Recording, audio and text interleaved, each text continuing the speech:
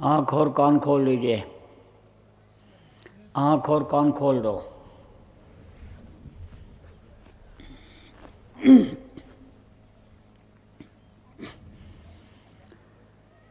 जय गुरुदेव। जय गुरुदेव। जय गुरुदेव।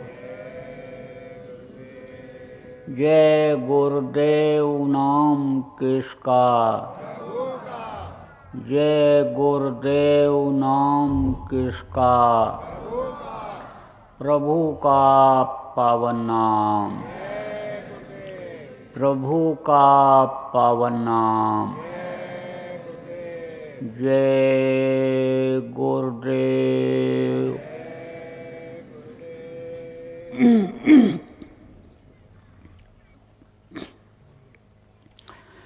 सर्वसमर्थ सर्वत्र अस्मरणीय परम पूज्य गुरु जी महाराज, उपस्थित सभी साधक, सत्संगी प्रेमी बच्चे एवं बच्चियों, आज 4 नवंबर 2021 प्रातःकाल की बेला, आश्रम उज्जैन, दीपावली त्यौहार का दिन। बच्चा जब माँ के पेट से बाहर निकलता है तो तुरंत उसको गुरु की जरूरत पड़ती है। उस गुरु की पूर्ति कौन करता है? माँ करती है।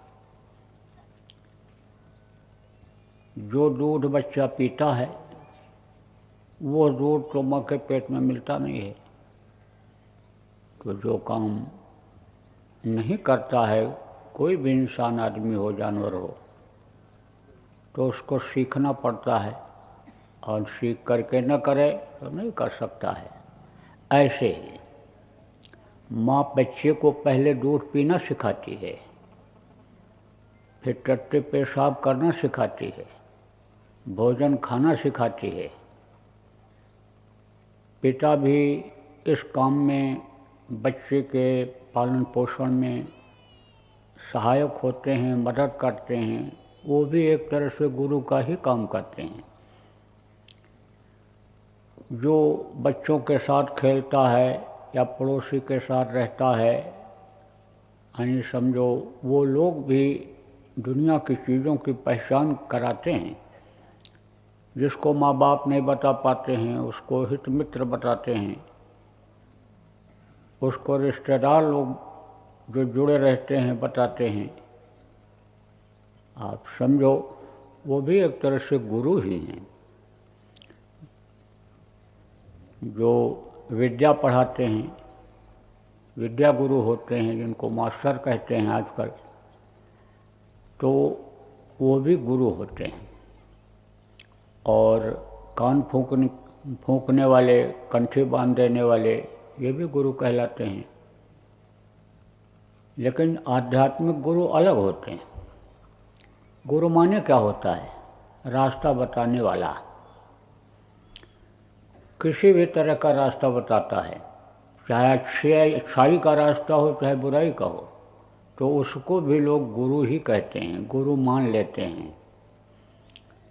तो रास्ता बताने वाले को गुरु कहते हैं। तो देखो, इन बाहरी आँखों से जो चीज़ें दिखाई पड़ती हैं, ये है भौतिक कहलाती हैं। यह संसार, दुनिया और दुनिया की चीज़ें, ये भौतिक हैं। और आध्यात्म, भौतिकता जहाँ से ख़त्म होती है तहाँ से शुरू होती है। आध्यात्म समझो आपकी आँखों के यानी बीच में जहाँ जीवात्मा बैठी है वहाँ से शुरू होती है। और बाकी ये जो नीचे की क्रियाएं हैं, इनसे जो काम किया जाता है, क्रिया किया जाता है, वो भौतिक क्रिया किया जाता है। तो आध्यात्मिक गुरु की भी ज़रूरत होती है। अब यह है कि गुरु अगर किया जाए, गुरु खोजा जाए तो अच्छा गुरु खोजा जाए, समर्थ गुरु खोजा जाए, चाहे आध्यात्म हो और चाहे भौतिक जानकारी करनी हो। मास्टर, डॉक्टर, ड्राइवर कहते हैं कि अच्छा रखना चाहिए और अन्य समझो जान करके, समझ करके, परख करके और तब फिर रखना चाहिए। कहते हैं नीम हकीम खतरे जान। कम जानकार डॉक्टर का अगर इलाज कराओगे तो फायदा के बजाय नुकसान भी दवा कर जाती है जो उसकी दी हुई होती है। क्योंकि पूरा जानकार नहीं होता है, इसलिए डॉक्टर अच्छा से अच्छा खोजना चाहिए।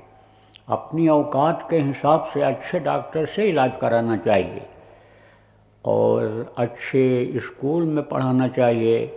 बच्चे के लिए जब स्कूल की खोज की जाए, भर्ती कराया जाए, उनको पता लगा लिया जाए कहाँ अच्छी पढ़ाई होती है, कहाँ से बच्चे पढ़ करके आगे निकल जाते हैं, अच्छे ओहदे पर चले जाते हैं, उस स्कूल में पढ़ाई करानी चाहिए। कभी देखो आप, सस्ते स्कूल में भी अच्छे मास्टर होते हैं, अच्छे पढ़ाने वाले होते हैं, क्योंकि हर किसी का पैसा कमाने का ही लक्ष्य नहीं होता है, सेवा करने का भी लक्ष्य होता है और यानी सेवा करके सेवक को आगे बढ़ाने का लक्ष्य होता है। और जब वो सेवक यानी समझो कि जिसकी सेवा करके, जिसको मेहनत करके यानी मास्टर पढ़ाते हैं, वो जब आगे निकल जाते हैं तो उनके अंदर भी वही भाव रहता है कि हमारे लिए जैसे इन्होंने किया ऐसे और लोगों के लिए हमको करना चाहिए। लेकिन जहाँ पैसा कमाने का ही लक्ष्य रहता है, जड़ माया को ही इकट्ठा करने का लक्ष्य रहता है, वहाँ पर समझो सेवा नहीं हो पाती है। सेवा और लालच ये दोनों इकट्ठा नहीं रह सकते हैं। जैसे रवि और रजनी, यानी समझो कि सूरज और रात ये दोनों इकट्ठा नहीं रह सकते हैं। इसी तरह से समझो आपकी कुछ लोगों के भाव सेवा के होते हैं, तो वहाँ बच्चों को पढ़ाना चाहिए, सेवा भाव वाले डॉक्टर का पता करके इलाज कराना चाहिए। ड्राइवर को भी देख लेना चाहिए कि जान का खतरा तो नहीं पैदा कर देगा, कैसा चलाता है, क्या है, ट्रायल ले करके यानी तब ड्राइवर रखना चाहिए। आप देखो, इसी तरह से आध्यात्मिक गुरु की भी खोज करनी चाहिए। आप ये समझो पता लगाना चाहिए कि कितनी जानकारी है, ये हमारे लिए क्या कर सकते हैं, भौतिक जीवन में क्या कर सकते हैं, आध्यात्मिक जीवन में हमारे क्या कर सकते हैं। आप ये समझो कि ये तो कहा गया कि गुर बिन भव निधि तरह न कोई, जो बिरन शंकर सम होई। चाहे यानी ब्रह्मा शिव के समान कोई होगा, लेकिन बगैर गुरु के पार नहीं हो सकता है। सहजों ने कहा, सहजो कारज जगत के, गुरु बिन पूरे नाय। हरि तो गुरु बिन क्यों मिलें, समुझ देख मन माय। कहते हैं कि हरि का दर्शन करना चाहते हो, प्रभु का दर्शन करना चाहते हो, उनसे मिलना चाहते हो तो गुरु की खोज करो। अब समझो आप कि गुरु का करना जरूरी होता है। आध्यात्मिक विकास के लिए इस जीवात्मा को जन्म मरण से छुटकारा दिलाने के लिए, अपने घर, अपने वतन, अपने मालिक के पास पहुंचाने के लिए, नरकों से बचने के लिए, दुख तकलीफ से बचने के लिए आध्यात्मिक गुरु की ज़रूरत होती है। कबीर साहब ने तो यहाँ तक कह दिया कि निगुरा मुझको ना मिले और पापी मिले हजार, अव्यक निगुरा के शीश पर लख पापी का भार।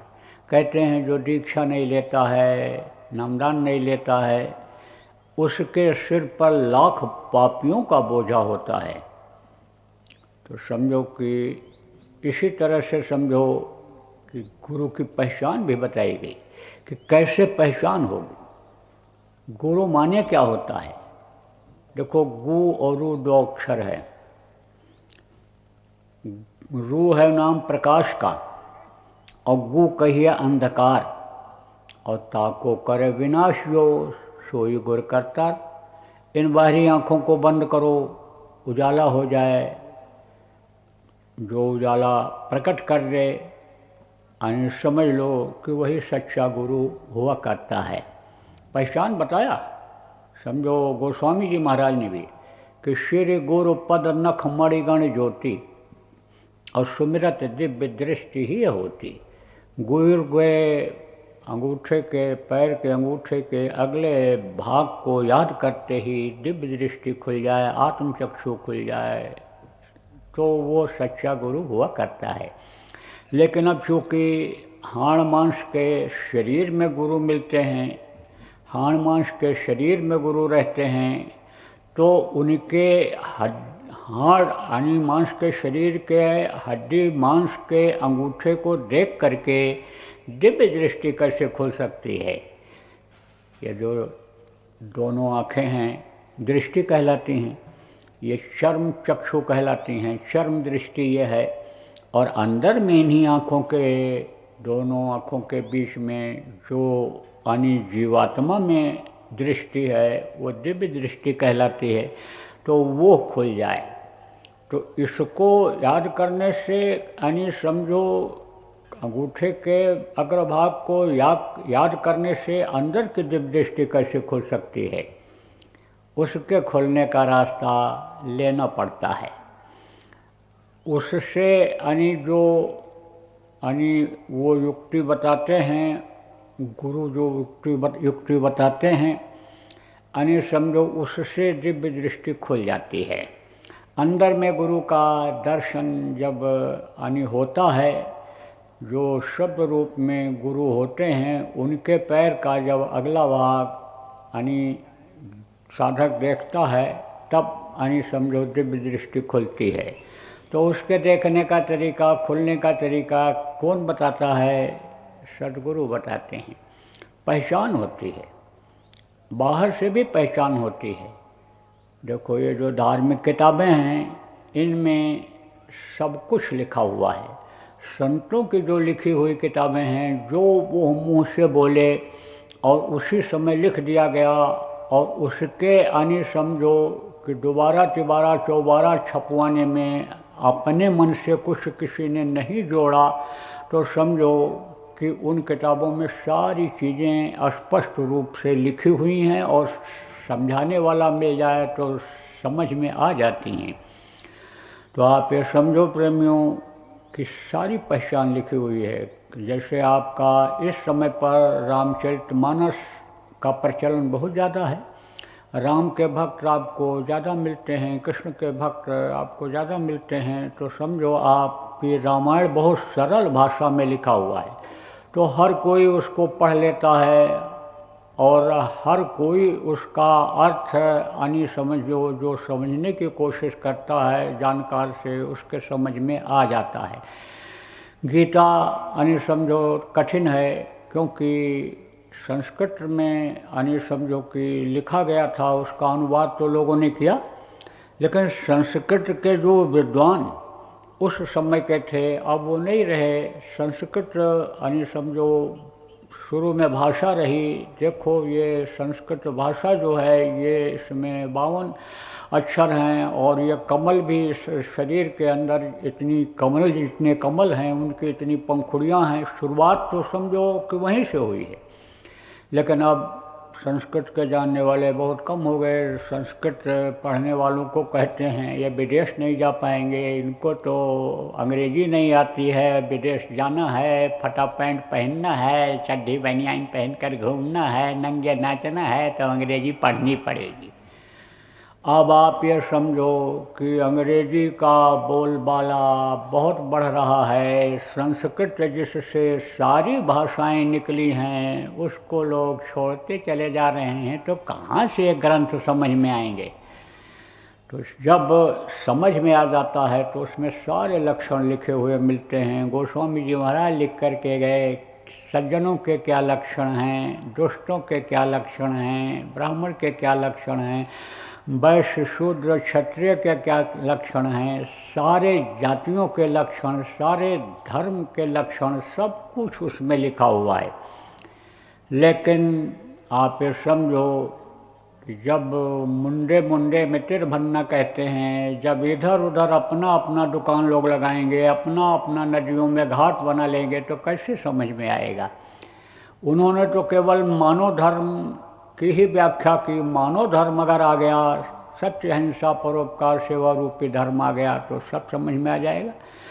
तो अन्य समझो, यदा यदा है धर्मस्य ग्लानिर्भवति बहुत भारत कहा गया ना। जब धर्म की हानि होती है तो आते हैं, जब जब हुए धर्म की हानि बाढ़ असुरधर्म अभिमानी। जब जब समझो दुष्टता बढ़ती है, ये भारतीय संस्कृति खत्म होने लगती है, उस वक्त पर कोई न कोई समझाने के लिए, बताने के लिए भेजा जाता है। तो आप ये समझो प्रेमियों कि उनकी बातों को सुन करके और समझो कि वो चीज़ लाई जा सकती है। तो मैं आपको बता रहा था कि गुरु की पहचान सब लिखी हुई है और उसके आधार पर गुरु को खोज लेना चाहिए, मिल जाते हैं। इस धरती पर कोई कमी नहीं है, किसी चीज़ की कमी नहीं है, लेकिन आदमी कर्म करना नहीं चाहता है। और भारत देश का आदमी और ज़्यादा आलसी हो गया, आगे बढ़ना ही नहीं चाहता है। तरक्की किसी भी मामले में हो, करने की एक जिज्ञासा हुल्लासा लोगों के अंदर पैदा नहीं हो रही है। उसको पैदा करने की ज़रूरत है, चाहे जिस लाइन में हो, वैज्ञानिक लाइन में हो, नौकरी करता हो, व्यापार करता हो, खेती करता हो, उसमें आगे बढ़ने की, आगे तरक्की करने की कोशिश करनी चाहिए। तो आप ये समझो प्रेमियों कि कहा गया पानी पिए छान कर और गुरु करे जान कर। कबीर साहब ने कहा है, पहले तो कुएं का पानी लोग पीते थे, तो जिसमें मछली नहीं रहती थी, जिस कुएं में, उसमें गंदगी आ जाती थी, और गंदगी जब जाती थी तो उस गंदगी को खाने के लिए कीड़े पैदा हो जाते थे। अब जब मछली डाल दी जाती है या डाल देते थे लोग, तो गंदगी को मछलियाँ खा जाती थी, अब भी खा जाती हैं। मछली का काम तो पानी को साफ सुथरा रखना होता है। तो समझो आप कि कीड़े पड़ जाते थे पानी में, इसलिए कहा गया उसको छान करके पियो। नहीं कोई जहरीला कीड़ा अंदर चला गया, तुरंत पेट की गर्मी से समझो कि वो ख़त्म नहीं हो पाया, तो वही नुकसान कर जाता है। आप देखो, ये कुत्ते के कान में एक किलनी होती है, किलनी कहते हैं, वो लगी रहती है। तो वो अगर पेट में चली जाए तो समझो आपकी आंतों में वो लग जाती है और अंदर अंदर वो काटती रहती है, निकलती नहीं है वो। उसका भोजन क्या है? उसका भोजन खून और मांस है। किलनी के सामने आप बढ़िया रबड़ी मिठाई, बढ़िया से बढ़िया चीज़ आप डाल दो, वो नहीं खाएगी। और मांस को अगर आप डाल दो तो फट से मांस को वो पकड़ लेगी, मांस को खा लेगी। देखो ये मुर्गी है, मुर्गी के सामने बढ़िया चीज़ कोई डाल दो, नहीं खाएगी। कीड़ा के ऊपर कीड़ा के ऊपर आप मिठाई लगा दो, मलाई लगा दो, कुछ भी लगा दो, आप समझो 1000 रुपया किलो मिठाई लगा दो उसके ऊपर, लेकिन वो मीठा को नहीं खाती, कीड़े को पकड़ती है और ऐसे ऐसे हिलाती है। जब वो मिठाई निकल जाती है, नीचे गिर जाती है, तब वो कीड़े को खाती है। तो आप ये समझो प्रेमियों कि पानी को लोग छान करके पीते थे, वो पीना चाहिए कहा गया है। अगर कुएं का पानी हो, कभी ऐसी नौबत आ जाए कि नदी तालाब का पानी पीना पड़े तो छान करके पीना चाहिए। और हमको तो लग रहा है कि अगर ये मांसाहार, शराब यानी कबाब शबाब शबाब कबाब ये सब अगर बंद नहीं किए, अगर अपराध यानी शरीर से बंद नहीं हुआ, समझो इंद्रियों के सुख में लोग गलती पर गलती करते चले गए, तो एक समय ऐसा आएगा कि नदियों का ही पानी लोगों को पीना पड़ेगा। और यह भी हो सकता है कि कर्मों के अनुसार ये जल देवता नाराज हो जाएं और नदियां भी सूखने लग जाएं, क्योंकि कलयुग में कलयुग की पहचान में ये बात आती है कि दीमक चढ़ जाएं ग्रंथों को, ब्राह्मण पर्तियाँ तोड़ें, बधिक हो जाएं क्षत्रियगण, शूद्र सेवा से मुख मोड़ें, सूखे नदियाँ और धंसे पर्वत, विजय तब हमारी हो। यानी कलयुग की ये परिभाषा है, कलयुग का ये कहना है नदियाँ सब सूख जाएंगी और ये पहाड़ धंसने लगेंगे और अपने अपने कर्तव्य से ब्राह्मण क्षत्रिय वैश्य सब अलग हो जाएंगे। तो आप ये समझो प्रेमियों कि पानी पिए छान कर और गुरु करे जान कर। जिस चीज़ की इच्छा हो, यानी कि इसमें हमको आगे बढ़ना है, ये काम हमको करना है, उसको खोज करके उस तरह का गुरु करना चाहिए। जैसे बच्चे को पढ़ाना है या खुद को पढ़ना है तो देख लिया जाए कौन से टीचर, कौन से अध्यापक, कौन से यानी जो है मास्टर अच्छा पढ़ाते हैं, उनसे पढ़ना चाहिए, पढ़वाना चाहिए। और आध्यात्मिक गुरु को भी खोज करके यानी समझो फिर यानी गुरु करना चाहिए। तो गुरु शब्द भेदी गुरु खोजना चाहिए, जिसको शब्द की जानकारी हो। शब्द से ही ये सारा संसार बना, अंड पिंड ब्रह्मांड सब देवी देवता शब्द पर टिके हुए हैं। ढाई आखर प्रेम से पढ़े सो पंडित होए, पोथी पढ़ पढ़ जग मुआ, पंडित भयानक होए। कहा कबीर साहब ने कि ढाई आखर ढाई अक्षर, श आधा बा अदा शब्द, शब्द से ही यह सब कुछ यानी बना हुआ है। शब्द का खिंचाव आपको बताया गया जब हो जाता है तो कुछ नहीं बचता है। ये ज़मीन बिल्कुल यानी एकदम से भुरभुरी हो जाती है, इसकी उपजाऊ शक्ति खत्म हो जाती है। इससे जो तत्व आदमी को या इसके अंदर जो कीड़े रहते हैं उनको जिंदा रहने का जो मिलता है नहीं मिल पाता है।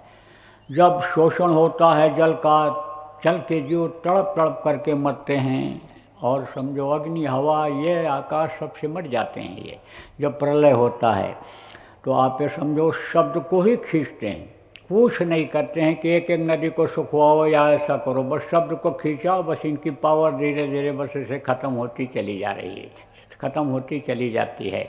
बरसात नहीं होती है, सूखा पड़ जाता है, अन्न का दाना नहीं मिलता है, पेड़ों की पत्तियों को लोग खाते हैं, पेड़ भी सूख जाते हैं, जानवरों को मार के खाने लगते हैं, समझो जानवर भी ख़त्म हो जाते हैं, आदमी आदमी को खाने लग जाता है, ऐसी नौबत आती है। तो अब आप समझो प्रेमियों कि शब्द भेदी गुरु की खोज करनी चाहिए। और शब्द भेदी गुरु जब मिल जाएं, शब्द भेदी नाम जब बता दें, तब विश्वास के साथ करना चाहिए। देखो कहते हैं विश्वास फलदायकम, विश्वास ही फल देता है। विश्वास अगर हट गया तो समझ लो कि कुछ लाभ मिलने वाला नहीं है। जैसे ये विश्वास हट गया कि दुकान अब हमारी नहीं चलेगी तो मन नहीं लगेगा, नहीं जाओगे, नहीं खोलोगे, गए भी तो बैठे रहे, ऐसे चले आए। और विश्वास के साथ अगर सुबह दुकान खोल दिया, आज नहीं कल चलेगी ही, अगर मेहनत और ईमानदारी से दुकान चलाना सीख जाओगे, अगर यानी सीख करके दुकान खोलोगे, पहले से जानकारी करके दुकान खोलोगे, तो किसी की भी दुकान हो शुरू में एकदम से नहीं चलने लगती है। लोग देखते हैं कि कम तो नहीं तोलता है, मिलावट तो नहीं करता है, ज़्यादा मुनाफा तो नहीं लेता है, ये सब देखते हैं। आप ये समझो प्रेमियों कि एक प्रेमी ने बताया, कहा कि जब मैंने चक्की लगाई तो लोग दूर दूर से ऐसे देखते थे कि मिलावट तो नहीं करता है, उसमें रखा तो नहीं रहने दे देता, हर चीज़ को देखते थे। तो ऐसे ही यानी समझो कि हम ही होशियार नहीं हैं, जनता भी होशियार है, जो पैसा खर्चा करता है वो भी होशियारी से खर्चा करता है, गलत जगह पर न चला जाए, गलत चीज़ ना आ जाए। इसी तरह से आप समझो कि विश्वास अगर किया जाए किसी भी चीज़ पर तो वो फलदायी होता है। तो नामदान तो ले लिया हमने, आपने बहुत लोगों ने ले लिया, लेकिन विश्वास डगमगाता है। आप ये समझो, विश्वास आपका अगर डगमगाएगा, मन अगर ये सोच लेगा कि पता नहीं कुछ दिखे न दिखे, पता नहीं कुछ सुनाई पड़े न सुनाई पड़े, कुछ तो दिखाई नहीं पड़ रहा, सुनाई नहीं पड़ रहा है, तो अविश्वास हो जाएगा। और गुरु पर जब अविश्वास हो जाएगा, आप ये समझो नाम पर अविश्वास हो जाएगा, तब आप कैसे आगे बढ़ पाओगे। गुरु पर तो एक बार विश्वास करना ही पड़ता है। जैसे ट्यूशन पढ़ने के लिए बच्चा जाता है, कोचिंग पढ़ने के लिए बच्चा जाता है, तो विश्वास करता है कि यह मास्टर जी हमको पढ़ा ले जाएंगे, कंपटीशन में हम आ जाएंगे, ये यानी सोच करके जाता है, विश्वास करके जाता है। ऐसे ही विश्वास की ज़रूरत है। और अगर आप विश्वास नहीं करोगे नहीं, ये मन में ले आओगे कि हमको दिखाई सुनाई नहीं पड़ेगा, हम आगे नहीं बढ़ पाएंगे, तो यह मन आपको धोखा देगा। ये कहाँ ले जाएगा? नामदान लेने से पहले जिधर थे उधर ही ले जाएगा। चाहे बुरे थे, अच्छे थे, जो भी अच्छा या बुरा काम करते थे, ये उधर ही ले जाएगा। क्योंकि यह मृत्यु लोक है, यह काल का लोक है, यह माया का लोक है। यह देवी देवता जो प्रमुख हैं, 3 प्रमुख हैं, यानी ब्रह्मा, विष्णु और महेश, ये उनका लोक है। तो कहा गोस्वामी जी ने, इंद्रिय द्वार झरोखा नाना, तहता सुर बैठे कर थाना, आवत देखें विषय बयारी, तो तने कपाटू भारी। ये तो इंद्रियों के घाट पर बैठे हुए हैं। 52 तो इस मानो मंदिर में बुर्ज हैं, 12 कंगूरे हैं, 9 दरवाजे हैं और खिड़कियां अनगिनत हैं। रोम रोम में खिड़की है, जहाँ से रोया निकलता है वहाँ पर जगह है, सुराख है वहाँ पर, चमड़ी में नहीं लेकिन रोए के पास सुराख है। पसीना देखो उधर से ही निकलता है, हवा इसी से लगती है। आप गर्मी ठंडी देखो कि इसी से महसूस होती है। चमड़ी के ऊपर हल्की लगती है, लेकिन अंदर जब वो हड्डी तक ठंडी जाती है तो आदमी कांपने लगता है, अंदर से कांपने लगता है। तो सुराख है। तो ये सुराख कितने हैं कोई गिन नहीं पाता है। आप ये समझो प्रेमियों कि यानी इतने सुराख हैं, इतने छिद्र हैं इस शरीर के अंदर कि वो इन बाहरी आँखों से दिखाई नहीं पड़ते हैं। तो कहा कि वहाँ पर ये बैठा दिए गए हैं। कौन? देवता। आवत देखें विषय बयारी। जैसे विषय वासना में, विषय वासनाओं का भूत चढ़े, दरवाज़ा खोल दो। विषय वासना किसको कहते हैं? जैसे जबान का स्वाद लेते हो, जैसे कहते हो कि ये सहलाओ, हाथ सहलाओ, ये पैर सहलाओ, तो उससे क्या होता है? आराम मिलता है, सुख मिलता है। तो यह स्पर्श का यानी समझो ये विषय वासनाएं हैं। अब आप ये समझो कि जैसे ही यानी किसी तरह से यानी विषय वासनाएं आई, तैसे वो दरवाज़ा खोल देते हैं और रोकने के बजाय वो खोल देते हैं कि अंदर तक ये चला जाए, समा जाए। तो 2 चीज़ ये कैसे एक साथ रह सकती है? विषय वासना भी हो, काम भी हो, नाम भी हो, दोनों काम नहीं हो सकता। काम वासना जब सताती है तब आदमी अंधा हो जाता है, काम को प्राथमिकता देता है, हाथ पैर से जो काम करता है, खेती का, दुकान का, दफ्तर का, पेट के लिए, दूसरों परिवार वालों के लिए, इसमें जब समय देता है, इसी को सोचे रहता है, इसी को हमको करना है, तब नाम की कमाई कैसे कर पाएगा? तो ये विषय वासनाओं को उत्तेजित कर देते हैं। और मुख्य रूप से यह है मन। मन तो समझ लो कि त्रिकुटी से ही यानी समझ लो कि यह लग गया है। किसके साथ? जीवात्मा के साथ लग गया है।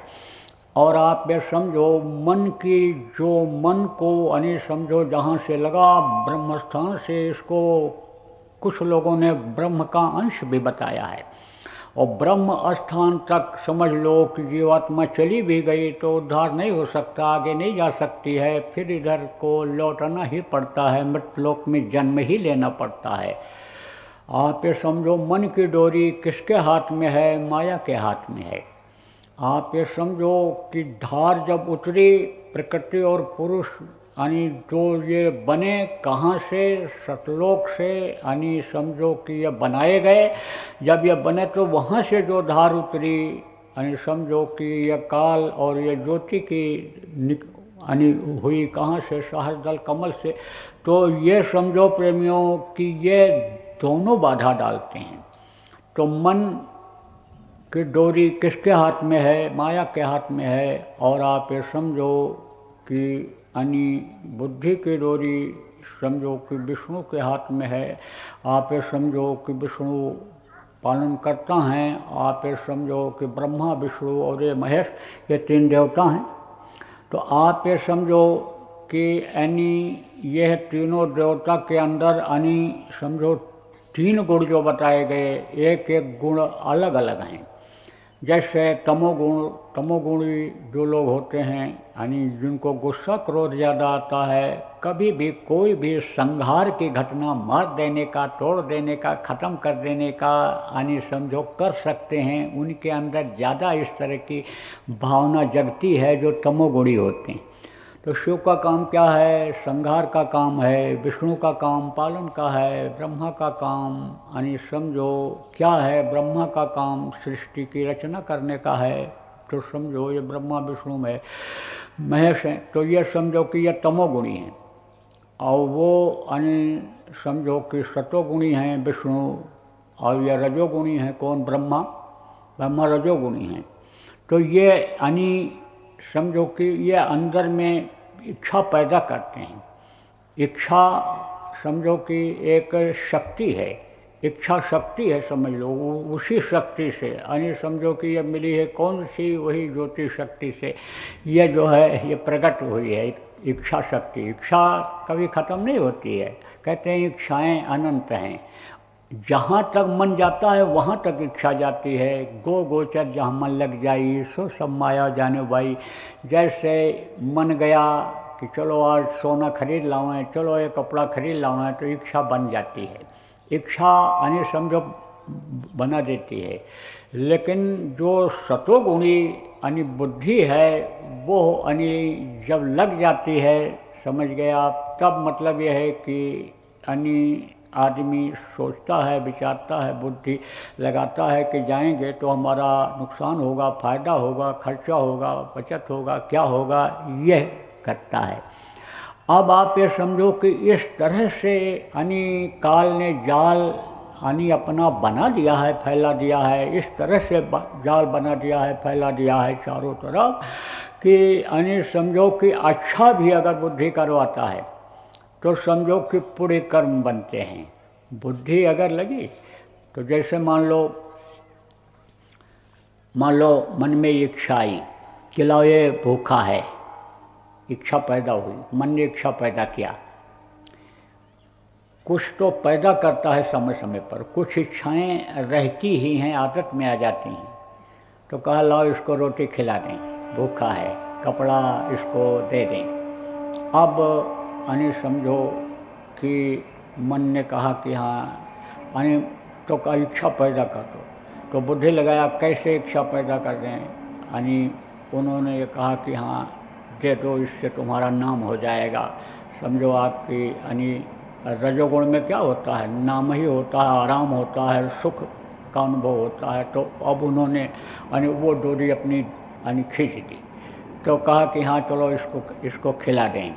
अब मन ने कहा कि यानी समझो कि हाँ खिला दो, इससे जो है वो तुम्हारे अच्छे कर्म बन जाएंगे। तो अच्छे कर्म बन जाते हैं खिला देने से, पूरे कर्म बन जाते हैं। और किसी के यहाँ गए और सामान को देखा तो इच्छा हुई कि बहुत बढ़िया सामान है, अभी घर में ये चाय पानी का सामान लेने गया है, कुछ खाने पीने के लिए लेने गया है, लाओ उठा के रख लो। इधर उधर देखे और इच्छा हुई, उठा करके रख लिया।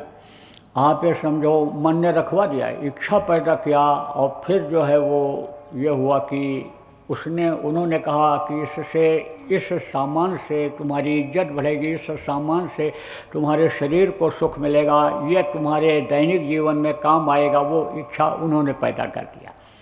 अब आप ये समझो मन ने कहा कि ठीक है रख लो, तो उससे क्या बन गया? चोरी करने से पाप बन गया। लेकिन पाप और पुण्य ये दोनों जो है वो जीवात्मा के लिए बंधन हैं, जीवात्मा को मुक्त नहीं होने देते हैं। पुण्य कर्म होता है तो स्वर्ग जाना पड़ता है, पाप कर्म बनता है तो नरकों में जाना पड़ता है। तो ये दोनों बंधन है। एक है सोने की हथकड़ी, पुण्य जो है सोने की हथकड़ी है और पाप लोहे की हथकड़ी है। तो हथकड़ी होती है। हथकड़ी चाहे सोने की किसी के हाथ में लगा दो या लोहे के लगा दो तो बंधन में तो रहेगा ही, तो ये जीवात्मा मुक्त नहीं हो पाती है। तो अगर गुरु पर अविश्वास होगा या गुरु के दिए हुए नाम की कमाई पर अविश्वास होगा तो समझ लो कि ये मन उसी तरफ ले जाएगा। किस तरफ? फंसाने की तरफ, इंद्रियों के भोग की तरफ ये ले जाएगा। और फिर आप समझ लो कि ये जो जगत की ज्वाला है उस ज्वाला में आपको गिरा देगा। इसी में जलते रह जाओगे, तपते रह जाओगे, इसी में समय निकल जाएगा। ये जलन, ये तपन जो इस समय तकलीफ़ों की है, गृहस्थ आश्रम में जो नर्क जैसा हो रहा, पहले कभी स्वर्ग जैसा था, इसी नर्क के ज्वाला में ऐसे जलते जलते ये जीवन लीला प्रेमियों ख़त्म हो जाएगी। इसलिए आप ये समझो गुरु की बातों पर विश्वास करो और गुरु से दीन होकर के मांगो, प्रार्थना करो। प्रार्थना का मतलब क्या होता है? प्रार्थना का मतलब विनती, प्रार्थना, जिसको रिक्वेस्ट कहते हो, वो होता है। किसी से कोई चीज़ लेना होता है, मांगना होता है तो उसके लिए प्रार्थना की जाती है। कोई चीज़ देखो दुनिया की ही होती है, उसको जब लेना होता है सरकार से या अधिकारी से या किसी व्यापारी से तो कहते दरख्वास्त दे दो, एप्लीकेशन जिसको कहते हैं, प्रार्थना पत्र दे दो, तो उस पर सुनवाई होती है और जो मिलने देने लायक होता है वो आदमी को मिल जाता है। ऐसे देखो आप कोई कहीं जा रहा है, कहो ज़रा सा साहब रुक जाइए साहब, तो कहता हमारे पास टाइम नहीं है, ध्यान नहीं देता है। लेकिन कह दो साहब हमारी प्रार्थना है, 1 मिनट का समय हमको आप दे दो, तो प्रार्थना, रिक्वेस्ट यानी गुजारिश शब्द सुनते ही, विनती शब्द सुनते ही रुक जाता है और कहता है बोलो। नहीं रुकेगा, चलता रहेगा तो अब बात आपकी सुन लेगा। ऐसे ही प्रार्थना का मतलब ये होता है कि आपकी आवाज़ वहाँ तक पहुँच जाए। लेकिन प्रार्थना जो भी करता है छोटा बन करके ही करता है। जो बड़े लोग होते हैं छोटे को जब आदेश देते हैं या छोटे से कुछ मंगाना होता है तब वो प्रार्थना उससे नहीं करते हैं, उसको आदेश करते हैं कि ये है तुम करो, ऐसा करके जाओ लाओ। लेकिन जब प्रार्थना होती है जिसकी, वो बड़ा होता है। तो छोटा बन करके, दीन बन करके जब प्रार्थना करोगे तो लघुता से प्रभुता मिले, प्रभुता से प्रभु दूर, और चीटी चावल ले चली हाथी मस्तक दूर। आप समझो कि बड़े होने से, ऐसे कह देने से नहीं होता है, बड़प्पन झलकती है और बड़प्पन से लोगों को लाभ मिले, जब फायदा मिले तब वो बड़ा कहलाता है। एक आदमी ने सोचा व्यापार करना चाहिए। बहुत से लोग रिसर्च करते हैं, करना भी चाहिए। बहुत से लोगों के समझ में नहीं आता है कौन सा व्यापार करूं, कौन सा काम करूं, हम ही से पूछते हैं। तो आप ये समझो कि घूम करके देख लिया जाता है कि हम क्या कर सकते हैं। ये जो दुकानें लगी हैं इसमें किसकी दुकान खोल सकते हैं। अब किसी के पास पूंजी नहीं है और हीरा की दुकान खोलना चाहे, सोना की दुकान खोलना चाहे, कैसे खोल सकता है? अगर पूंजी कम है तो उस हिसाब से देखो कि कौन से दुकान पर भीड़ रहती है, कौन सा चाट चपाट लोग ज़्यादा खाते हैं, कौन सी मिठाई ज़्यादा पसंद करते हैं, कौन सी रोटी, चूल्हे की रोटी, तंदूरी रोटी कि मिस्सी रोटी पसंद करते हैं, खाते हैं। तो घूम करके देखना चाहिए कि कहाँ भीड़ होती है, क्या पसंद करते हैं, उसी काम को सीख लेना चाहिए। आप ये समझो आजकल तमाम पढ़े लिखे लड़के इधर उधर घूमते रहते हैं, बाप की कमाई अगर न खाएं, बासी रोटी जिसको कहते हैं, ठंडी रोटी अगर समझ लो कि न खाएं, तो समझ लो कि गर्मी वाली रोटी पसीना बहाकर बदन को गर्म करके कमा करके जो लाते हैं, गर्म रोटी बनाते हैं, वो इनको न मिले। तो सीख लेना चाहिए, कोई भी काम सीख लो। किसी के दुकान पर चले जाओ, देख लो कि ये दुकान अच्छी है, हम काम सीख सकते हैं, हम दुकान खोल लेंगे, ये कारोबार कर लेंगे, हम सफल हो जाएंगे। तो उसके यहाँ के जो कर्मचारी हों, जिस तरह से वो लोग रहते हों, उसी तरह बन जाओ। ना शर्ट पैंट पहनो, ना जीन पहनो, पैजामा पहन कर चले जाओ, अंडरवियर पहन करके घोटम घोट करके पेड़ा बढ़िया बना करके खिलाओ, तो दुकानें चलेगी, चल जाएगी। काम सीखना चाहिए, बेकार नहीं बैठना चाहिए। और आप जो लोग अपने बच्चों के लिए ऊंची ख्वाब देखते हो, ऊंचा सपना देखते हो, आप देख लो कि यह हमारा सपना पूरा कर पाएगा कि हमारी उम्र कमा कमा करके इसको खिलाने में ही निकल जाएगी। तो आप ये देख लो कि कितना नंबर पाया है। अगर अच्छा नंबर पाया है तो उसको IAS PCS और तमाम कंपटीशन जो होते हैं उसमें बैठाओ, पढ़वा दो, कोई बात नहीं। देख लो निकलने लायक है, कमा करके फिर हम जो गाय बेचेंगे, बैल बेच करके इसको पढ़ाएंगे, वो फिर खरीद लेगा, गौशाला खोल लेगा। ज़मीन भी अगर गिरवी रख दिया तो ये छुड़ा लेगा, 10 बीघा ज़मीन और खरीद लेगा। अगर ऐसा है तो उसको पढ़ाओ कराओ, और नहीं तो कोई काम करा दो। और अगर उसकी लगन है तो वो काम करते हुए भी पढ़ लेगा। ऐसे ऐसे देखो IAS में आ जाते हैं कि जो नौकरी भी करते हैं और पढ़ाई भी करते हैं। ऐसी ऐसी बच्चियां आ गईं कि जो परिवार का पालन पोषण भी करती और समझो नौकरी भी करती, रोटी बना के खिलाती, नौकरी में दफ्तर का काम करती और पढ़ाई भी करती, और लगन है तो निकल जाती हैं, दिमाग है, बुद्धि है तो तरक्की कर जाती हैं। तो आपको समझ लो प्रेमियों, समझना चाहिए कि भाई ये है अनि नंबर अच्छा पाया, पढ़ने में तेज है कि नहीं है। नहीं इतनी जानकारी है तो उन्हीं मास्टर जी से जो उनको पढ़ा रहे हैं बच्चों को, उन्हीं से हाथ जोड़ो, प्रार्थना करो, पूछो ये लड़का हमारा किस लाइन में जाने लायक है, क्योंकि पढ़ाते तो वही हैं, दिल दिमाग का अनुभव उनको रहता है, वो बता देंगे कि ये इस लाइन का है, मिस्त्री लाइन का है, ये व्यापार लाइन का है, ये जो है अन्य अधिकारी कर्मचारी बनने लायक है, इसमें तुम इसको लगा दो, नंबर भी इसका अच्छा है, तब करो, नहीं पैसा बेकार जाता है। देखो ऐसे यानी समझो बच्चों और बच्चियों, आप ये समझो कि ऐसे जो हमसे आती हो, कहते हो लड़का के ऊपर दया कर दो, कंपटीशन में आ जाए, 7 साल से बैठ रहा है, नहीं आ रहा है, पढ़ नहीं पा रहा है, दया कर दो, दुआ कर दो, आशीर्वाद दे दो, पढ़ ले जाए। ऐसे दुआ आशीर्वाद ऐसे नहीं है कि यहीं से तीर छोड़ो जा कर के वहाँ लग जाए और दुआ आशीर्वाद वो फल जाए, ऐसे नहीं फलता है। अरे कुछ मेहनत करनी पड़ती है, कुछ यानी समझो वो भी करें, कुछ हम भी करें, तब तो काम बनेगी। कुछ नहीं जानता है कह दो फर्स्ट क्लास आ जाए, 3rd क्लास भी नहीं पास हो सकता है, कहते हो फर्स्ट क्लास आ जाए, कहाँ से आ पाएगा। अरे 2nd क्लास वाला है तो गुरु महाराज से दया दुआ मांग लो और कह दो गुरु महाराज दया कर दो, प्रेमी है तो वो समझो कि जहाँ 50 नंबर मिलने का है 60 नंबर मिल जाएगा। लेकिन कहो बिल्कुल ऐसे एकदम से कुछ नहीं, तो ऐसे कैसे हो सकता है।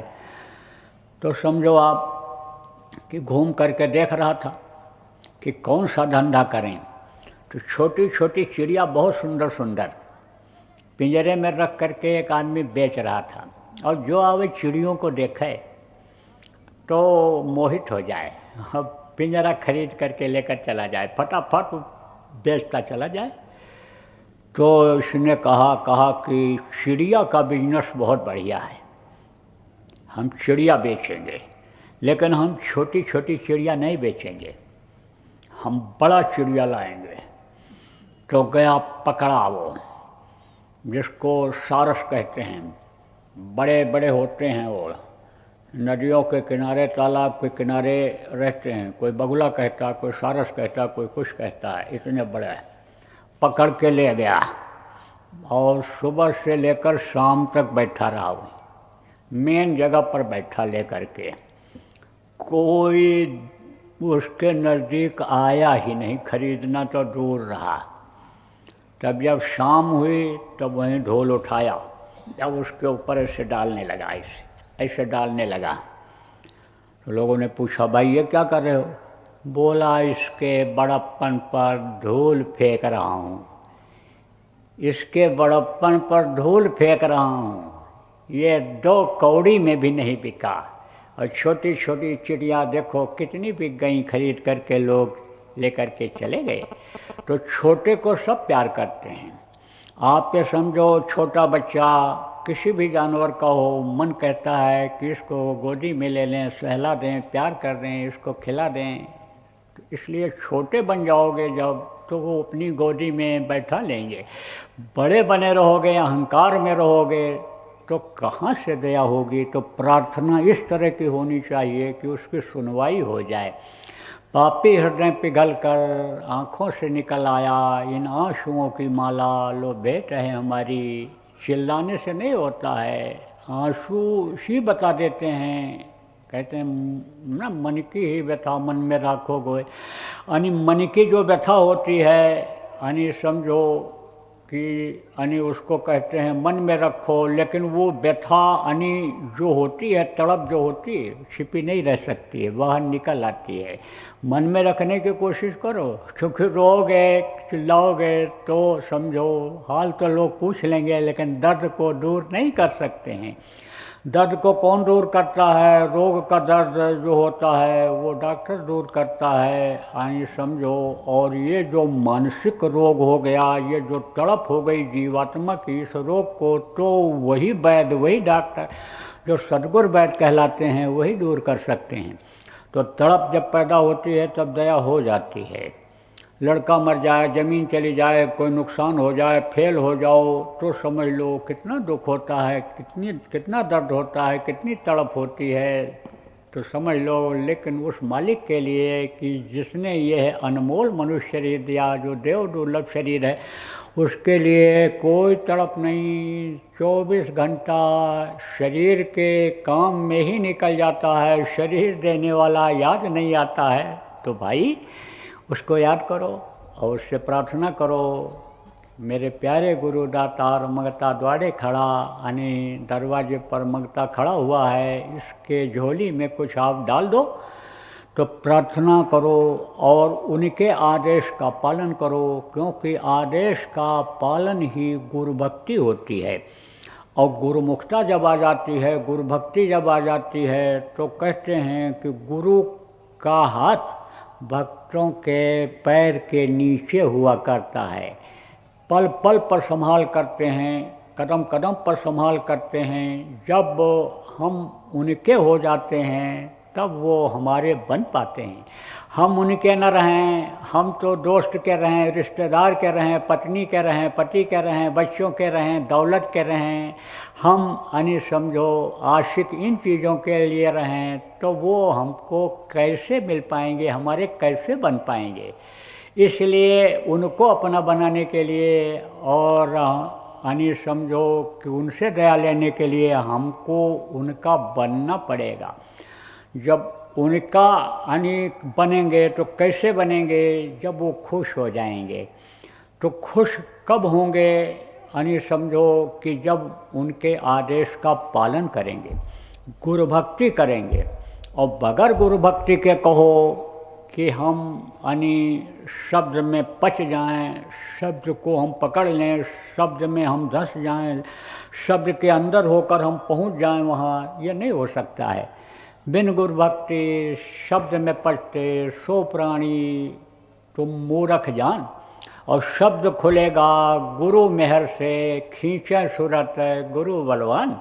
गुरु ही सूरत को खींच सकते हैं, अपने आप सूरत को नहीं खींच करके ले जा सकते हो, गुरु के सहायता की मदद की ज़रूरत है। तो गुरु महाराज ने देखो प्रेमियों कहा सुमिरन ध्यान और भजन करो। बताया सुमिरन किसको कहते हैं? जो जाप बहुत से लोग करते हैं, सीताराम सीताराम, राधे श्याम, हरे कृष्णा शिव शिव शिव, यह जाप है। यह किससे किया जाता है? मुंह से किया जाता है। यह समझो कि शरीर से यानी जाप लोग करते हैं, मुंह से बोलते हैं, जबान हिलाते हैं, हाथ से जाप करते हैं, यह समझो कि ये जाप है। कुछ लोग सीताराम सीताराम सीताराम के नाम धुनी ही बोलते रहते हैं। जैसे धार्मिक स्थान अयोध्या में आप जाओ तो बताएंगे कि अरे 50 साल से, 60 साल से, 80 साल से, 100 साल से यह नाम धुनी यहाँ बराबर चल रही है। तो वो है अजपा जाप, उसको जाप कहते हैं और ये कहते हैं यानी अजपा जाप। तो ये जो सुमिरन है ये जाप नहीं है। ये क्या है? ये है जिसके नाम को लो उनके रूप को याद करो। तब जब उनके रूप को याद करोगे तब वो भी आपको याद करेंगे। नहीं तो जैसे देखो एक बाप के 4 बेटा होते हैं, एक माँ के 4 बेटा होते हैं, और जब जो बेटा चिल्लाता है माँ तो माँ उसकी तरफ देखती है। ऐसे ही जो बेटा पिता को याद करेगा पिताजी, तो पिताजी देखेंगे। नहीं तो हैं तो उनके ही बच्चे, परवरिश तो करते ही करते हैं, लेकिन ध्यान उनका यानी समझो दिलाना पड़ता है। तो जिनके नाम को आप याद करोगे, रूप को याद करोगे, जैसे आदमी का ध्यान आता है उसका रूप याद आता है तब उसके नाम को पुकारा जाता है। ऐसा होता है। ऐसे नहीं ज़रूरत पड़ी आपको, ज़रूरत पड़ी लड़के को, जिस लड़के की ज़रूरत पड़ेगी उसका चेहरा सामने आएगा और फिर उसका नाम लेकर के आप पुकारोगे। ऐसे ही चेहरा भी ज़रूरी होता है।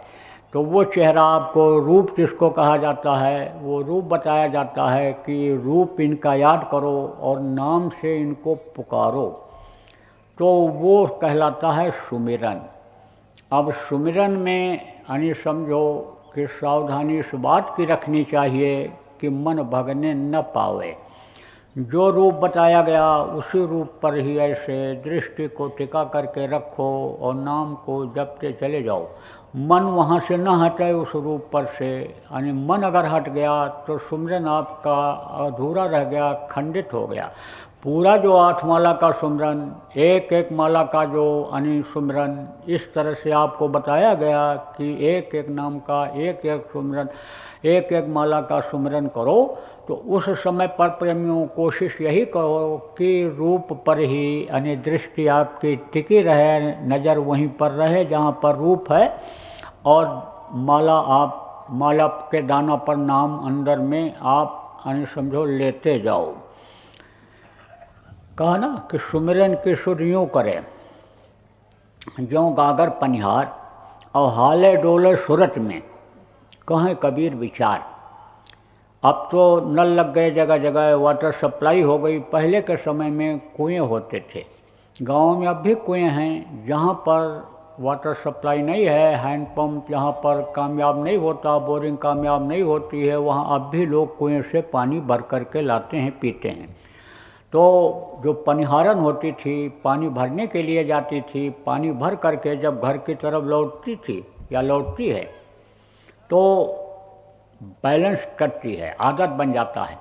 ऐसे सिर पर ऐसे घड़ा रख करके और औरतें से बात करती हुई चली आती हैं, यानी समझो कि गिरता नहीं है, बैलेंस किए रहती हैं। बैलेंस कैसे होगा? जब ध्यान उधर रहेगा। ध्यान अगर बढ़ जाता है तब वो चीज़ बैलेंस में नहीं आती है। ध्यान बट गया तो ऐसे माला गिर जाता है, ध्यान बट गया इधर उधर चला गया तो यानी समझो सामान छूट जाता है। यह याद रहे कि हम उठेंगे जहाँ तहाँ देख लेंगे कि हमारा सामान कोई छूट तो नहीं रहा है, तब नहीं छूटेगा। और ध्यान कहाँ है कि जल्दी से ट्रेन पकड़ो, उधर ध्यान नहीं दिया जहाँ बैठे थे, सामान यानी वहाँ हमारा छूट गया तो छूट जाएगा। ऐसे ही ध्यान उधर रखती है लेकिन रास्ता चलती चली जाती है। इस तरह से ध्यान रखना चाहिए। माला हाथ में चलता रहे लेकिन ध्यान कहाँ रहे, रूप पर रहे। जैसे वो रास्ता चलती जाती है लेकिन ध्यान उसका कहाँ रहता है, घड़े पर रहता है। हिलता है डुलता है घड़ा लेकिन गिरता नहीं है। चलेगा जब तो पानी उसमें हिले डुलेगा, बैलेंस बिगड़ेगा लेकिन बिगड़ता नहीं है। इस तरह से ध्यान रखना चाहिए। कहा सुमिरन की सुधियों करे जैसे चंद्र चकोर, चोच झुकी गर्दन लगी चितवत वाही ओर। आप ये देखो कि यानी चकोर को चंद्रमा बहुत प्यारा होता है, तो जब चंद्रमा निकलता है तो चकोर देखने लगता है उसी को। और जैसे जैसे चंद्रमा ऊपर चढ़ता है चकोर का सिर ऐसे ऊपर ऐसे होता चला जाता है। और जब ढलता है तो ऐसे देखते देखते गर्दन ऐसे नीचे उसकी झुक जाती है, चोट झुक जाता है और गर्दन ऐसे ज़मीन में लग जाती है। इतना प्रेम करता है उससे। तो इस तरह से यानी सुमिरन से प्रेम होना चाहिए। जिनका सुमिरन किया जाए उनसे प्रेम होना चाहिए। तब आप ये समझो कि सुमिरन फलता और फूलता है। तब सुमिर पवन सुत सुंदर पावन नामू और अपने बस करे राख्यो रामू। आप ये समझो कि वो यानी समझो सुमिरन करते रहते थे। इसी तरह से पलटू सुमिरन सार है, घड़ी न बिसरे एक, यानी एक घड़ी नहीं बिसरते थे। तब वो अपने वश में किए हुए थे, क्योंकि जिसको बराबर याद करते रहो वो भी याद करेगा ही करेगा। तो फिर कोई उसी रूप में हो जाता है साधक, उन्हीं के यानी समझ लो कि उन्हीं की तरह से हो जाता है। जब सुमिरन पकता है, सुमिरन जब जग जाता है तब। तो सुमिरन प्रेमियों इस तरह से करना चाहिए। और ध्यान जो है यानी समझो आपकी ध्यान में भी यानी दृष्टि को रोकने की ज़रूरत होती है। देखो पहले की जो साधना यानी ऋषि मुनियों ने बताई थी वो इसी साधना पर यानी समझो इसी साधना की एक समझो कि पार्ट थी, कड़ी थी। समझो कि वो एक यानी दूसरा दर्जा था। मतलब ये है कि ये अव्वल और वो समझो कि सेकंड यानी दोयम, यानी ये फर्स्ट और वो सेकंड था। कैसे ये बताऊँ आपको।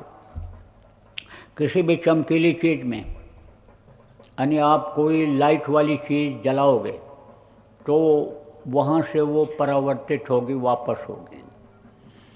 अब आप ये समझो सूरज की ये किरणें हैं, ये फैली हुई हैं, तो इनकी गर्मी उतनी एहसास नहीं होती है। और इन्हीं किरणों को एक जगह अगर इकट्ठा कर लो तो अभी वो इकट्ठा किरणें ये है यानी समझ लो कि चमड़ी को जला देंगी, कपड़े को जला देंगी। एक आतिशी शीशा आता है, उसमें किरणें इकट्ठा हो जाती हैं। विज्ञान के विद्यार्थियों को पढ़ाया जाता है तो समझ लो आतिशी शीशा के नीचे आप कपड़ा लगा दो, कागज़ लगा दो, कुछ भी लगा दो, तो यह सब जल जाता है। देर तक ऐसे लगाए रहोगे, इतनी शक्ति इतनी ऊर्जा इकट्ठा हो जाती है कि समझ लो कि ताकत उसकी बहुत बढ़ जाती है। तो ये आँख से जो ये समझो कि यह जो रोशनी निकलती है जिसको देखते हो कहते हो रोशनी है, रेंज है, प्रकाश है, ये फैली हुई है। तो जब दोनों आँखों से एक जगह पर देखते हैं तो वही इकट्ठा हो जाती है। और जब इकट्ठा हो जाती है तो पावर बढ़ जाता है, शक्ति बढ़ जाती है। तो किसी चीज़ में जब शक्ति बढ़ जाती है, पावर बढ़ जाती है, तब उसको सफलता में यानी समझो आसानी हो जाती है उसी चीज़ को। जैसे देखो यानी कम गैस वेल्डिंग वाला जब गैस खोलते हैं तो समझो कि वो लोहे को काट नहीं पाता है और उसी को तेज कर देते हैं। जब वो किरणें तेज निकलने लगती हैं तो लोहे को वो चीज़ काट देती है। अग्नि की पावर बढ़ा देते हैं तो देखो यानी समझो कि रोटी जल जाती है। और कम रहती है तो कच्ची रह जाती है, बीच की रहती है तो पक जाती है। इसी तरह से पावर यानी यह बढ़ाना पड़ता है, घटाना पड़ता है। तो अब आप ये समझो कि इस समय पर तो मंदिर जाने का, इस समय पर तो घर छोड़ने का, इस समय पर तो त्याग करने का किसी के पास समय नहीं है। चाहे दुख ही मिले यानी समझो, लेकिन त्याग करने को तैयार नहीं है। पेट भरा हुआ है, डकार आ रही है, लेकिन बढ़िया चीज़ माई चीज़ को सामने दिख गया तो मन नहीं मानता है। मन इतना चंचल हो गया कि मन मानता ही नहीं है। जो होगा देखा जाएगा। जैसे आपको बताया था कि समझो कि मन में तो ये आता है कि चोरी करेंगे तो सज़ा मिलेगी, लेकिन अहंकार की डोरी जैसे ही शिव खींचते हैं तैसे ही कहता देख लिया जाएगा, कर लो चोरी कोई बात नहीं है। तो समझ लो कि ऐसे ही मन जब बढ़ जाता है, मन को लोग बढ़ा देते हैं, तब समझ लो कि खाता चला जाता है, वैसे नुकसान कर जाती है। तो आप समझो प्रेमियों कि यह जो दृष्टि की साधना है, यह घर में ही करनी है, जहाँ कहीं मौका मिले वहीं पर करना है। क्योंकि अब इस समय पर तो लोग साधना की बात तो छोड़ो, भगवान को भी भूलते चले जा रहे हैं। खुद कहते हैं मैं ही करूँगा, मैं वैज्ञानिक हूँ, मेरे विज्ञान से ही सब हो जाएगा, मैं पानी बरसा दूँगा, मैं अन्न पैदा कर दूँगा, मैं यानी दवा बना दूँगा, रोग को ख़त्म कर दूँगा। अपने ऊपर ही लोगों को भरोसा विश्वास हो गया, अहंकार हो गया, और उस प्रभु पर से लोग विश्वास हटा दिए। तो ऐसे अविश्वास के समय में घर से कोई कैसे निकल सकता है, कैसे त्याग कर सकता है, कैसे मंदिरों में जा करके आँखों में आँखें डाल करके दृष्टि की साधना करके जीवात्मा का उद्धार कल्याण कर सकता है, कैसे कर सकता है। इसलिए सरल से सरल तरीका निकाल दिया जा रहा है कि जिससे किसी भी तरह से शिव का कल्याण हो जाए, नरक 84 से बच जाए। इस दुख के संसार में जब घर घर में बीमारी, घर घर में लड़ाई झगड़ा, घर घर में टेंशन पैदा हो रहा है, व्याप्त है, तो ऐसे समय में जीव किसी तरह से मुझसे मुक्ति पा जाए, तो उसके लिए दृष्टि की साधना बताई जाती है। तो आँखों से जो रेंज निकलती है और आँखों को जब बंद कर लेते हैं तो ये जो पलकें हैं ये चमकीली हैं, तो उन पर टकराती हैं ये किरणें, और टकरा करके एक जगह पर पावर बन जाता है, बिंदु बन जाती है। तो वो जो जीवात्मा का, वो जो आँखों का जो प्रकाश है, रोशनी है, वो यानी समझ लो कि जीवात्मा के ऊपर जो यानी समझो कि मैल जमा है, कर्म जमा है, वो उसको काट देती है। जैसे मैंने बताया पावर जब तेज हो जाता है तो काट देता है, हल्का पावर रहता है तो काट नहीं पाता है। तो जब बराबर यानी ये कोशिश करते रहते हैं तो पावर बढ़ता जाता है, पावर बढ़ता जाता है उसका। कभी देखो जैसे यानी समझो कि बिंदु आ गया, आँख दोनों बंद किया, बिंदु आ गया, बिंदु तो दिखाई पड़ जाता है, लेकिन वो जो धुंध है, जो बादल हैं या और जो चीज़ें हैं वो जल्दी नहीं हटती हैं। तब बताया जाता है कुछ भी दिखाई पड़े उसी को देखते रहो, उसी को बराबर देखते रहो, मन को रोक करके उसको देखो, तो धीरे धीरे वो चीज़ भी हट जाएगी, क्योंकि इसकी पावर बढ़ती जाएगी, और पावर बढ़ती जाएगी तब ये उस चीज़ को काटता हटाता चला जाएगा। देखो आपको बताया गया कि जीवात्मा यानी समझो कि यहाँ पर बैठी हुई है, और इसका प्रकाश, इसकी रोशनी से ही, इसकी ताकत से ही ये पूरा शरीर चलता है। पूरे शरीर में ये फैली हुई है, ऊपर से ये नीचे की तरफ यहाँ अंगूठे तक जीवात्मा फैली हुई है, इसकी यानी धार यहाँ तक फैली हुई है। अब इसी धार को जब खींच लेते हैं, इधर से ध्यान को हटा देते हैं, ध्यान उधर लगा देते हैं, तो ये स्थान यानी समझो भूल जाता है।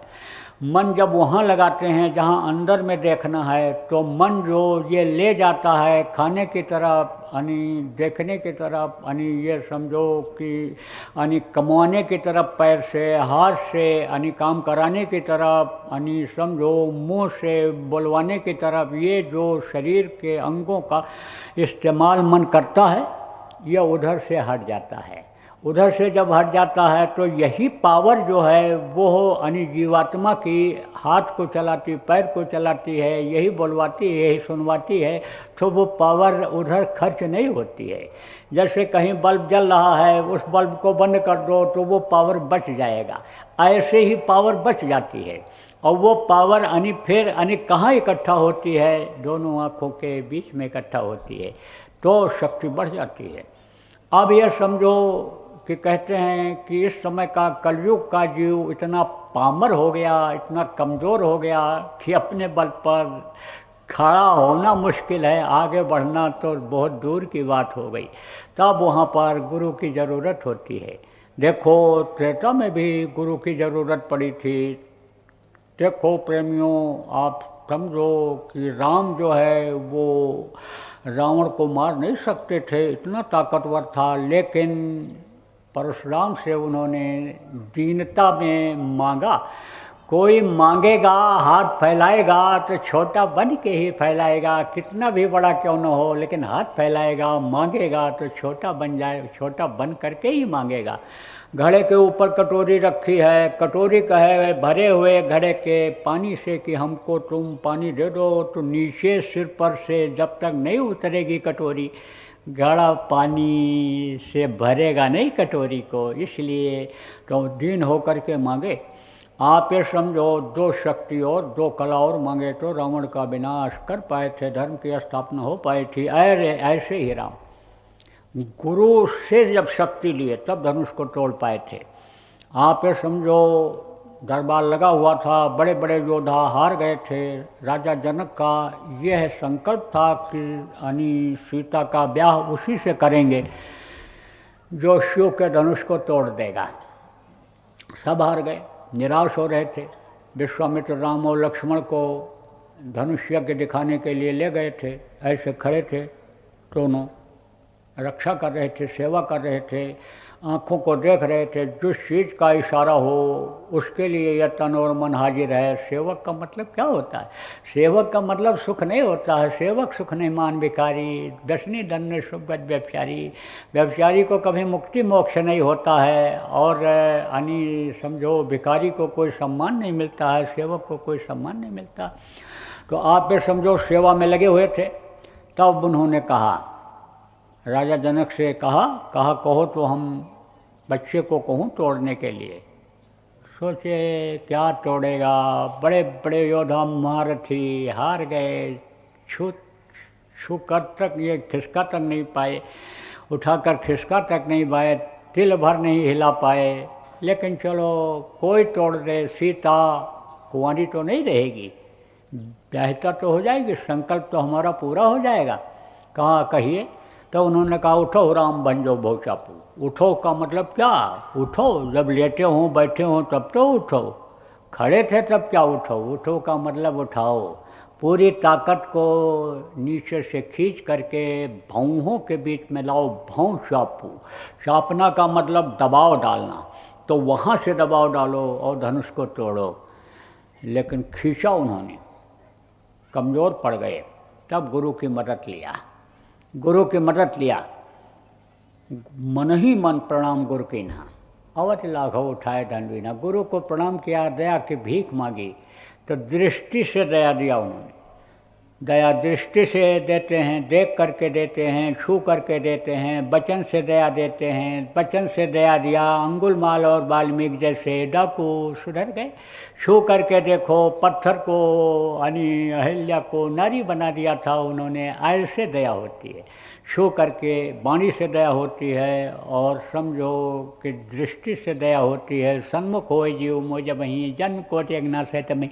दया अगर सदगुरु से ले लिया जाए तो जन्म जन्मांतर के कर्म नष्ट हो जाते हैं। समझ लो कि यह सब जितने हैं काम, क्रोध, लोभ, मोह, अहंकार, यह इस कदर सुस्त पड़ जाते हैं कि जैसे सांप ऐसे फन फन फन फन करता है पिटारे के अंदर, लेकिन सपेरा उसको एक जड़ी सुखा देता, बस चुपचाप बैठ जाता है। ऐसे ही समझ लो कि यह जो काम, क्रोध, मोह, अहंकार की ज्वाला जल रही है, बस ये समझ लो कि इसमें पानी डाला नहीं उन्होंने, ये सब बुझ जाती हैं, समझो ज्वाला बंद हो जाती है।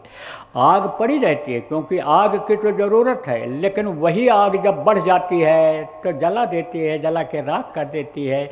वही राख जब हल्की रहती है तो वही राख भोजन बना देती है, वही राख से ठंडी मिटा लिया जाता है।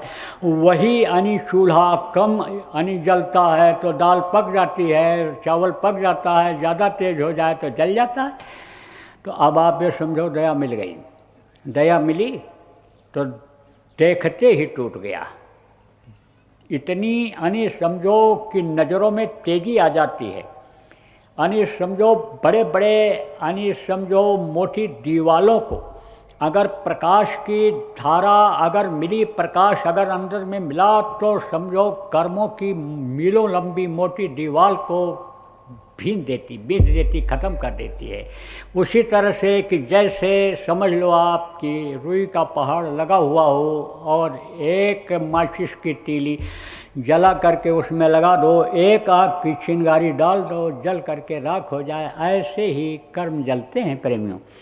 तो उसमें ज़रूरत किसकी पड़ती है? सद्गुरु की ज़रूरत पड़ती है, ध्यान में भी ज़रूरत पड़ती है, और आप समझो सुमिरन में भी ज़रूरत पड़ती है। और प्रार्थना तो गुरु की संत मत में पहले की ही जाती है, तो गुरु फिर मददगार हो जाते हैं।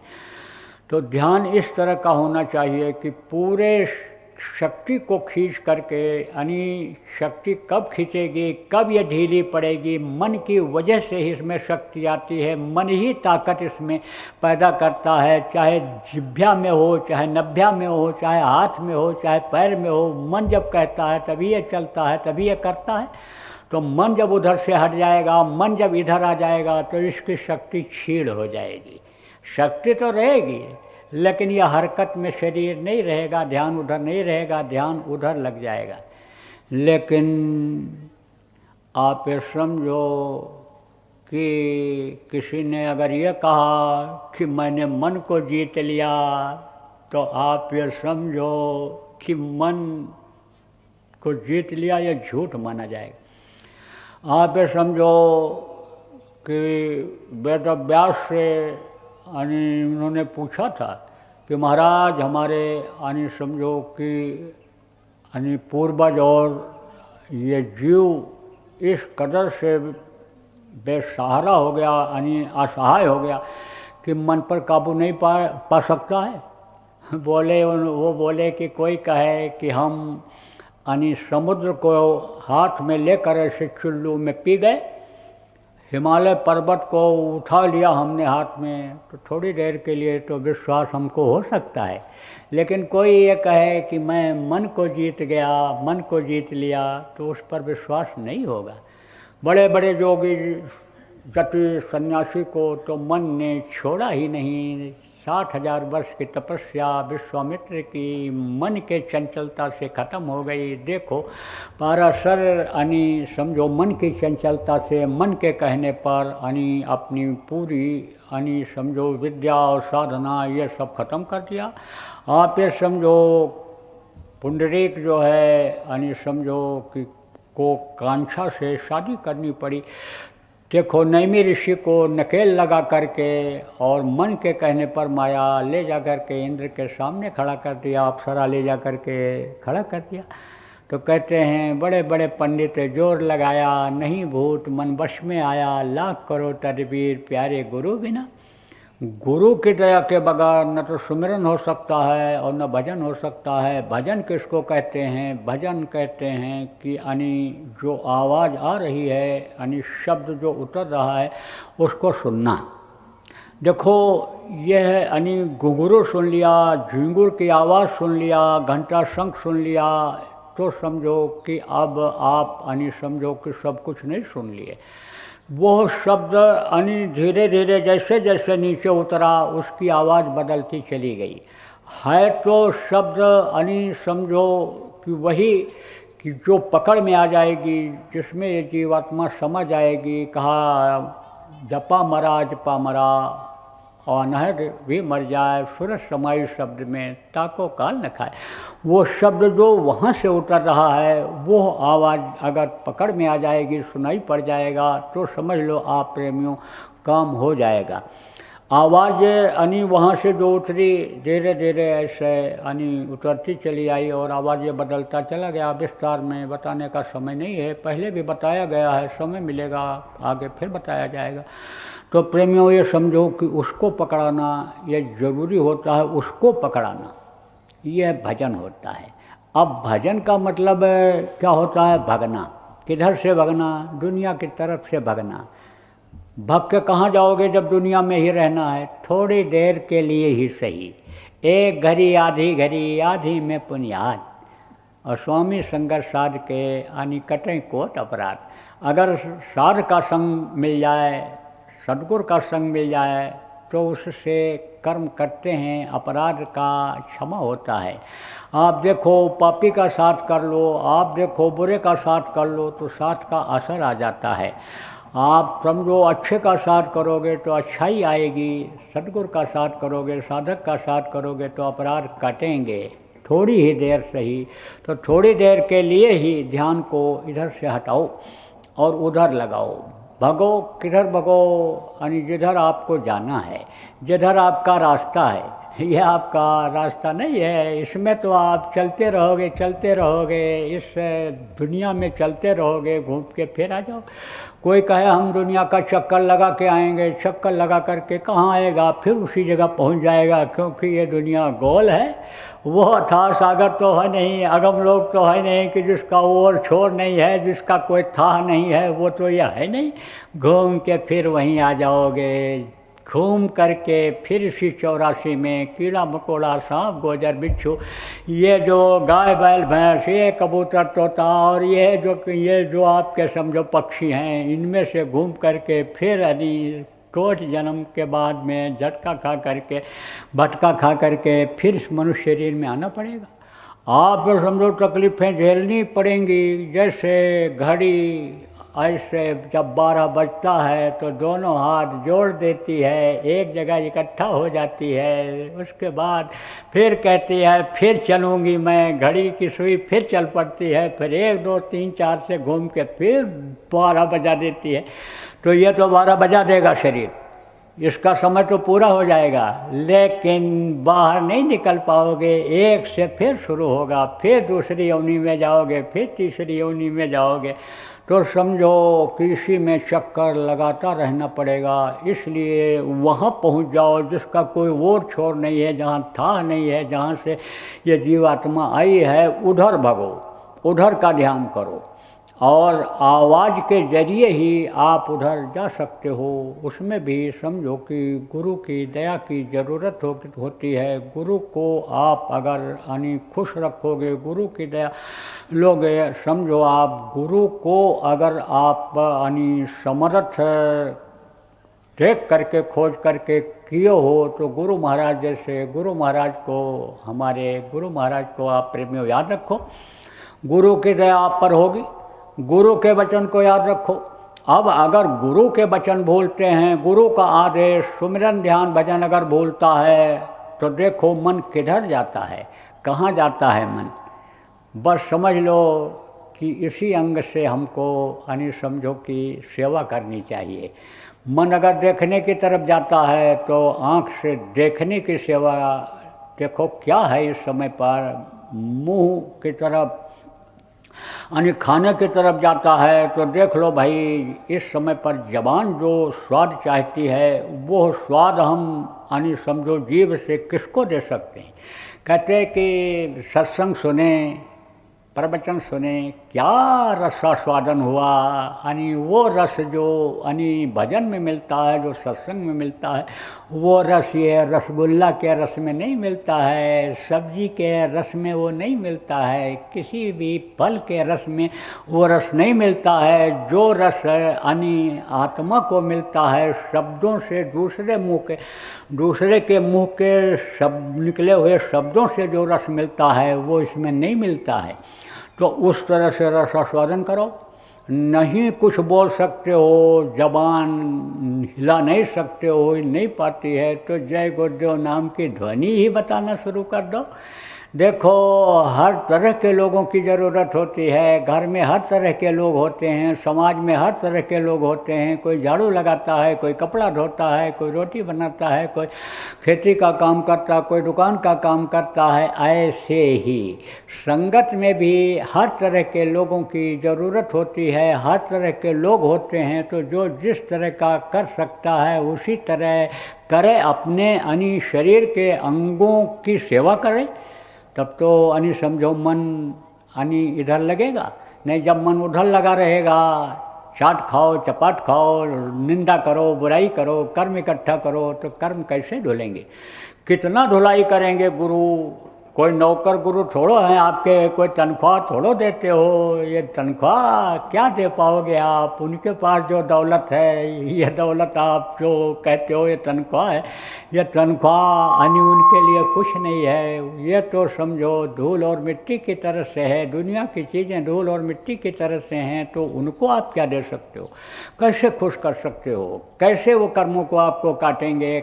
जब तक खुश नहीं होंगे, कर्म कटेंगे नहीं, तो ऐसे खुश होंगे वो कि भाई चलो, जो वो चाहते हैं कि सब सुखी हो जाएं, सबकी जीवात्मा का कल्याण हो जाए, रोटी रोजी की ये जो समस्या है, न्याय सुरक्षा की ये जो समस्या है, ये दूर हो जाए, ये ख़त्म हो जाए, जीवों की रक्षा हो जाए, यानी लोग ईश्वरवादी खुदा परस्त हो जाएं, भगवान को याद करने लग जाएं, सतयुग का यानी डंका बज जाए, सतयुग का प्रादुर्भाव इस धरती पर हो जाए। जो गुरु महाराज प्रेमियों चाहते थे वो काम करो।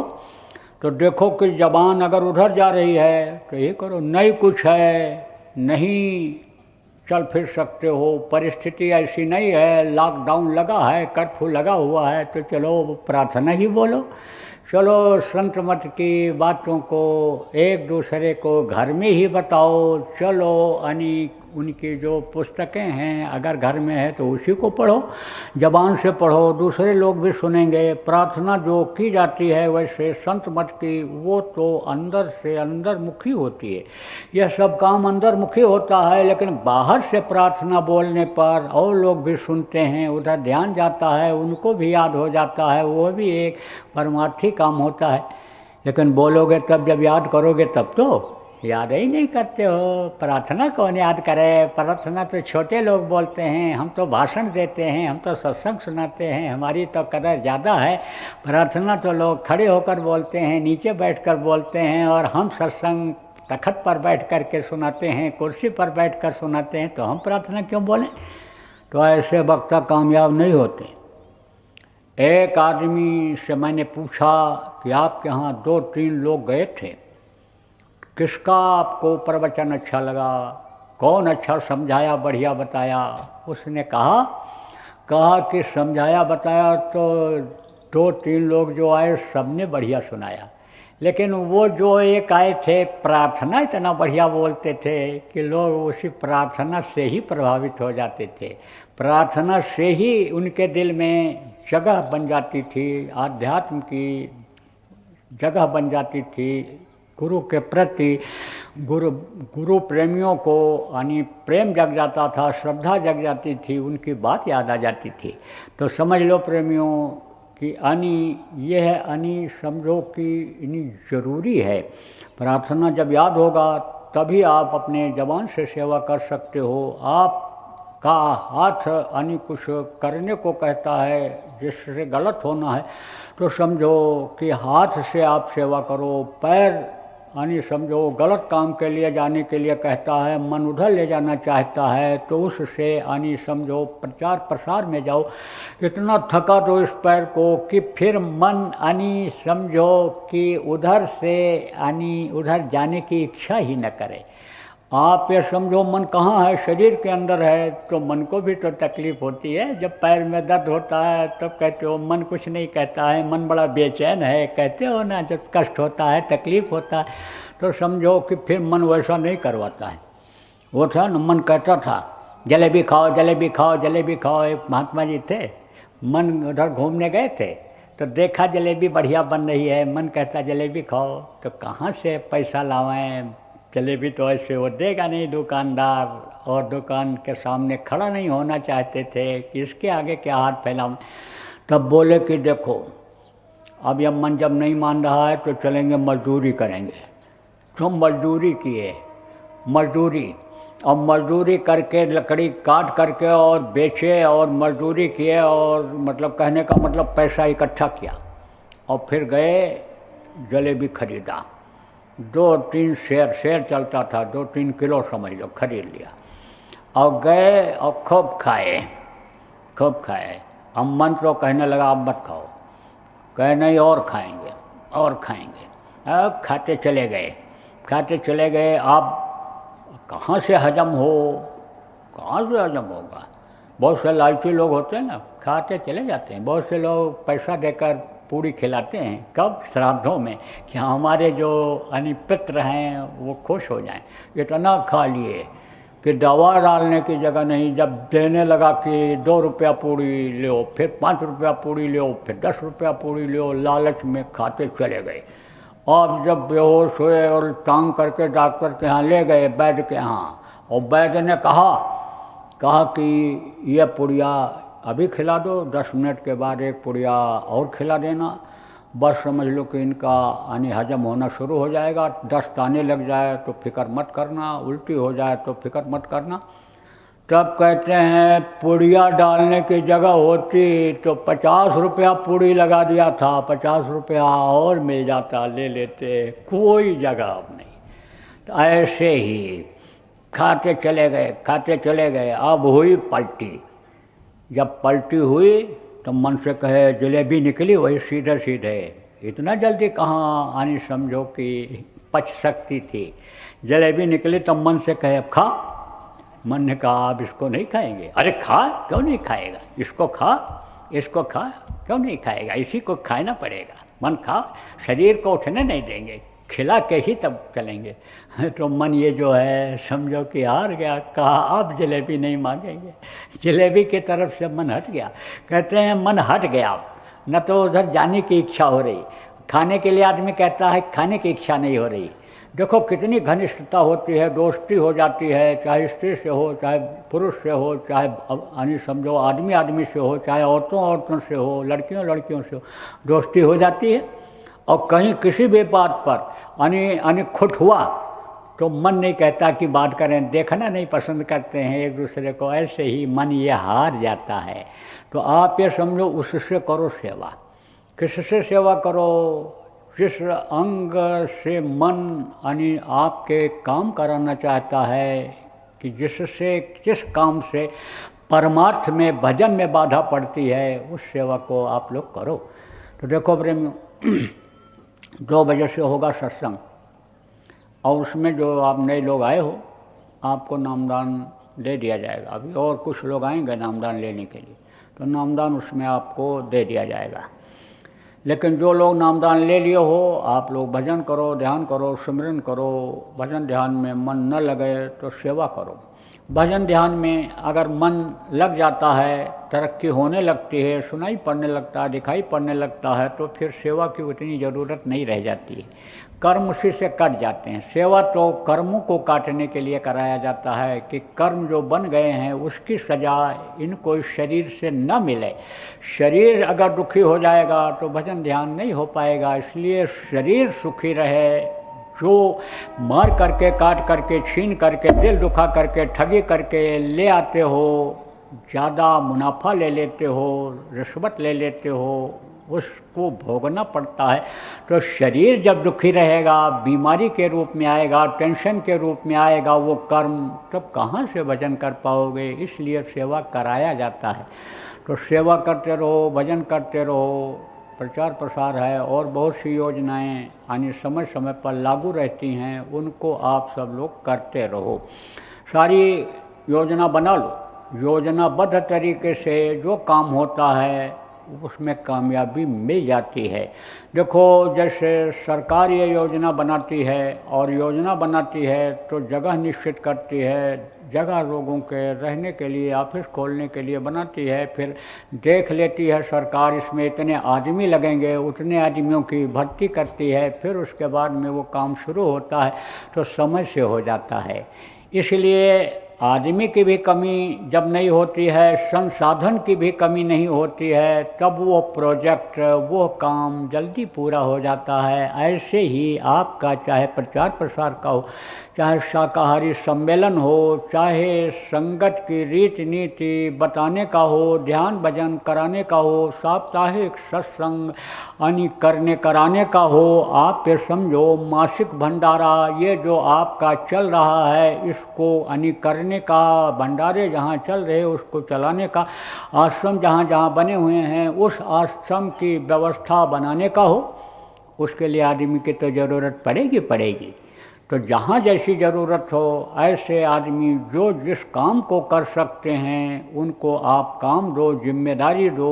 अच्छा खरा सच्चा आदमी खोज लो, ना खोजने पर मिलें तो उनको आप तैयार कर दो, उनका मन उसी तरह का बना दो जो आपके लायक बन जाएं, आपका काम देख सकें, संभाल सकें, कि जिससे गुरु महाराज का ये जो मिशन है जल्दी से पूरा हो जाए, जल्दी से इस धरती पर सतयुग का प्रादुर्भाव हो जाए। सतयुग जब आ जाएगा, अपने पूर्ण यौनों में आ जाएगा, पूर्ण ताकत में आ जाएगा, तब कोई प्रचार प्रसार की ज़रूरत नहीं रह जाएगी। आप ये समझ लो कि इस समय तो आपकी कीमत है, इस समय तो आपको मेहनत करने का अवसर मिल रहा है, लेकिन समय बड़ा बलवान है, समय परिवर्तनशील है। ऐसा भी समय आ जाता है कि आप कुछ कर नहीं पाते हो। जैसे कोरोना रोग फैला, लॉकडाउन लग गया था, सब अपनी अपनी जगह ठप पड़ गए, लड़ाई हो गया, झगड़ा हो गया, जो अभी और बढ़ेगा, कर्फ्यू लग जाएंगे, घर से निकल नहीं पाओगे, कुछ कर नहीं पाओगे। जब देखो ठंडी बहुत बढ़ जाएगी, कोहरा पड़ने लगेगा, शरीर की शक्ति कम हो जाएगी, हाथ पैर ठिठुरने लगेंगे, तब ज़्यादा काम आप नहीं कर सकते हो। पहाड़ों पर जब बर्फ़ गिरने लगेगा तो वहाँ कोई न तो सम्मेलन हो सकता है, न कोई काम हो सकता है। वहाँ के आदमियों का शरीर तो समझो कि आदी हो गया ठंड झेलने का, लेकिन इधर गर्म जगह से आप वहाँ चले जाओगे तो एकदम ठिठुर जाओगे, जुकाम हो जाएगा, बीमारी हो जाएगी। इसलिए समय की कीमत समझो, और अगर इस काम में लगोगे तो समझो आप कि सब काम आपका होता जाएगा, घर का, चाहे समाज का, चाहे दुकान का, कुछ रुकेगा नहीं। विश्वास करो, करके देख लो। 10 दिन के लिए दुकान बंद कर दो, लौट करके आओ, देखो कि 10 दिन पहले हमारी जितनी आमदनी हुई थी उसके 10 दिन के बाद देख लो कि ज़्यादा होती है कि नहीं होती है। नुकसान भी भर जाएगा और फ़ायदा भी मिल जाएगा। अगर मेहनत और ईमानदारी छोड़ोगे नहीं तो बेईमानी से नहीं बढ़ेगा कि कम तौलने लग जाओ, 10 दिन दुकान बंद रही, मिलावट कर दो, कमा लो, तब नहीं बढ़ेगा। नीयत दुरुस्त रहेगी तो बरकत हो जाएगी। आप ये समझो कि अधिकारी लोग भी ऐसे कर्मचारियों से खुश रहे हैं। मैं तो बता सकता हूँ, आप पता लगा लो कि कहते थे जाओ बाबा प्रचार करो। क्यों? क्योंकि वो रहता था तो नहीं मिलता था, जब रहता था टाइट रहता था तो कहते थे जाओ तुम, कम से कम ये बाधक तो नहीं रहेगा, प्रचार करो। तो समझो जाता था जब, तो चाहे 10 दिन का काम हो, रात दिन लग करके निपटा करके आता था। ऐसे ऐसे भी सत्संगी रहे हैं, दूर से आते थे बेचारे, देर हो जाता था। दफ्तर का अधिकारी 10 बजे पहुंच जाता था, वो 11 बजे से पहले किसी दिन नहीं पहुंचे। जांच जब हुई, जब आया ऑडिटर, कहा ये कौन है? बोले कर्मचारी हैं। इतना देर से क्यों आए भाई? मैं तो साहब इसी टाइम रोज आता हूँ। हंस पड़े सब लोग। तब बोले कि क्यों इतना देर से ये आता है? बोले साहब ये कभी भी आवे, लेकिन दिन भर का काम 4 घंटे में निपटा देता है, और आखिर में कोई काम रह जाता है हमारा भी निपटाता है। और जितने हम ही नहीं, जितने अधिकारी आए उसको छोड़ना नहीं चाहते हैं।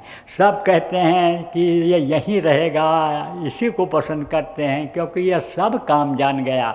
छोटा काम भी जानता है, बड़ा काम भी जानता है। चपरासी न रहे तो पानी भी पिला देता है, कागज़ भी उठा करके एक दूसरे के टेबल पर रख देता है। क्यों? क्योंकि उसको तो यह है नहीं कि हम कर्मचारी हैं, वो तो इसको गुरु की दया समझ रहा है कि गुरु ने दया किया है, बच्चों की परवरिश के लिए हमको माध्यम बना दिया है, शरीर की रक्षा के लिए, रोटी का इंतजाम के लिए हमको माध्यम बना दिया है। हम तो इस जगह पर नहीं हैं, सेवा भाव है।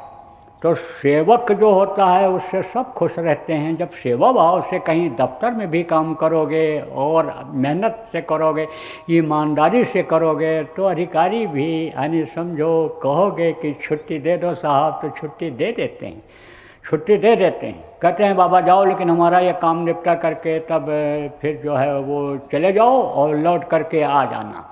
तो समझो आपकी यानी छुट्टियां भी मिल जाती हैं। खेती में आप देखो बहुत मेहनत करते हो और समझो कि नुकसान हो जाता है, फसल नहीं पैदा होती है, देखने में कमज़ोर रहता है, लेकिन दाना बड़ी बड़ी फसल वालों से ज़्यादा होता है। वो लगी आग वहाँ गोंडा जिला में, हम लोग इमरजेंसी में जेल में थे। गुरु महाराज जब जेल गए थे तो हम लोगों को भी यानी जेल का आदेश हो गया था, हम लोग भी जेल चले गए थे। तो वहाँ जेल में हमारे साथ एक था गांव का आदमी, 2 बीघा ज़मीन, कच्चा बीघा, 1 एकड़ में 5 बीघा जहाँ होता है, तो उसमें उसने क्या बोया, तुअर बोया।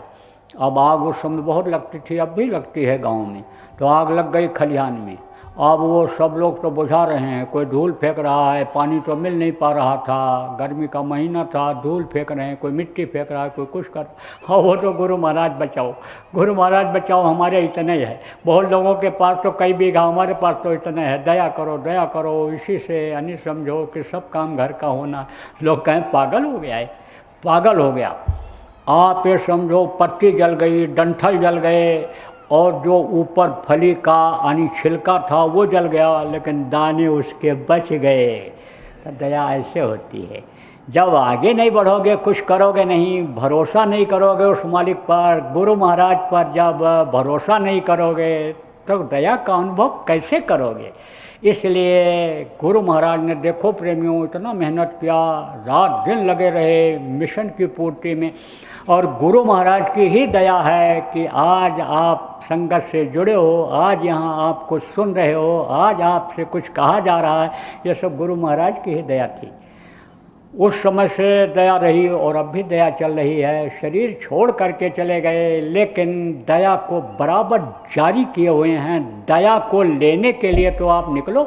घर में बैठे रहोगे तो सूरज की रोशनी कैसे मिल पाएगी, उजाला कैसे देख पाओगे? इसलिए आगे तो बढ़ो। तो आगे बढ़ोगे तो कामयाबी मिलती चली जाएगी। जो काम करते हैं उन्हीं को कामयाबी का अनुभव होता है। वही कहते हैं ये हो कैसे गया, चमत्कार कैसे हो गया, यह हम कैसे कर पाए, ये हो कैसे गया। तो समझना चाहिए मैंने नहीं किया। जहाँ अहंकार आ जाएगा मैंने किया, तहाँ फिर तो गए, वो ताकत छिन जाएगी, वो वापस हो जाएगी। जो मिली आपको कि इससे यानी समझो मिशन बढ़ेगा। जो किया गुरु ने किया, गुरु के ऊपर डाल दोगे तो गुरु और ज़्यादा दया देते जाएंगे और आपका भी नाम हो जाएगा, आपकी भी यानी समझो कि आपका भी इतिहास बन जाएगा प्रेमियों।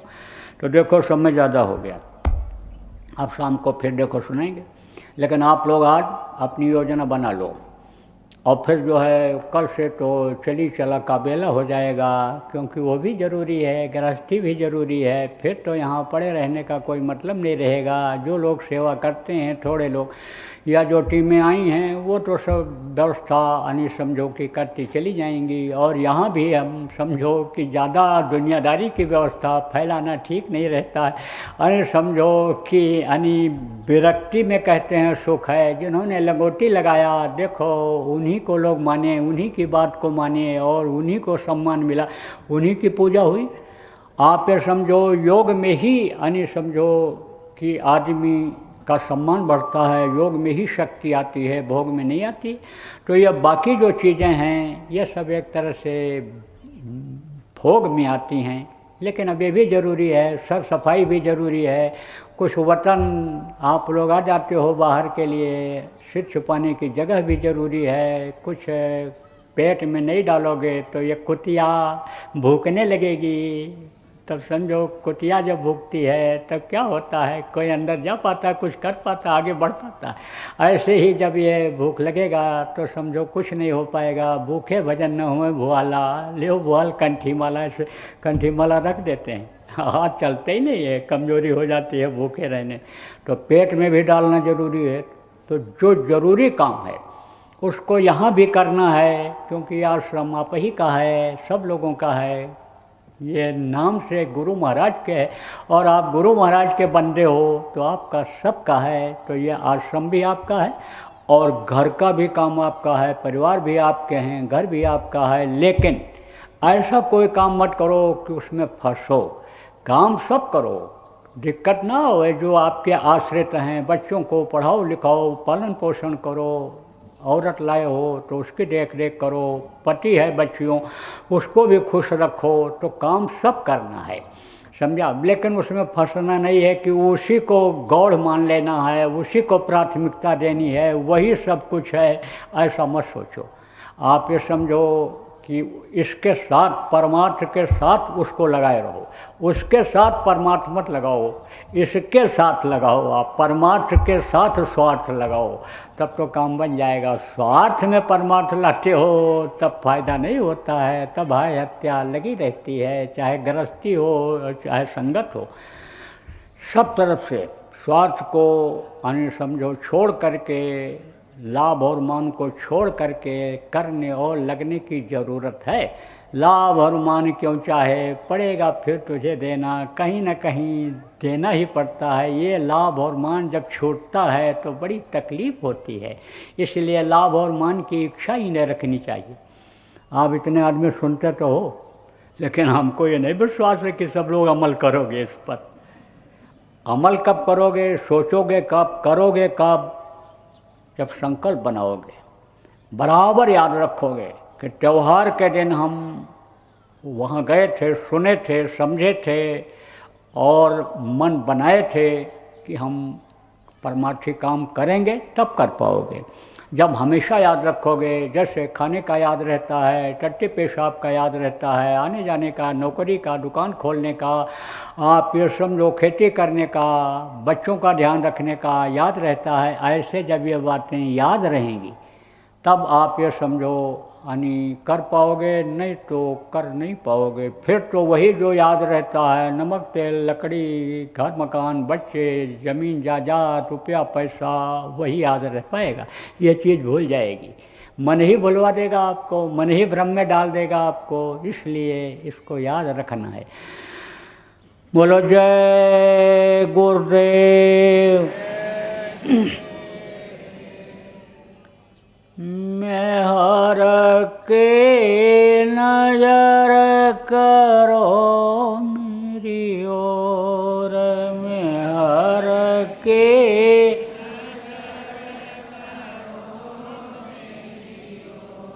दया के नजर करो मेरी ओर, दया के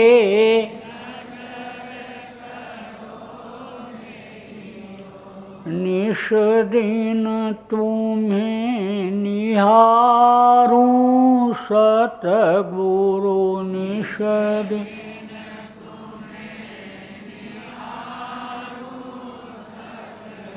जैसे चंद्र चकोर, जय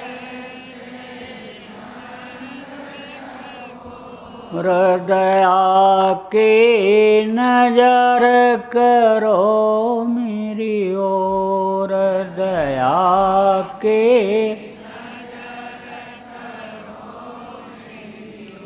जानू न कौन भूल हुई तन से जान,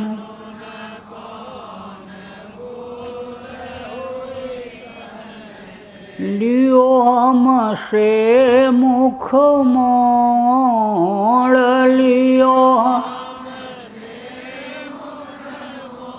हृदया के नजर करो मेरी ओर, दया के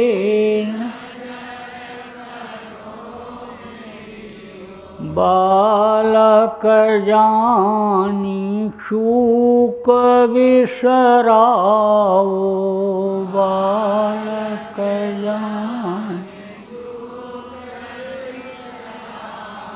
आया शरण अब मैं तोर आया,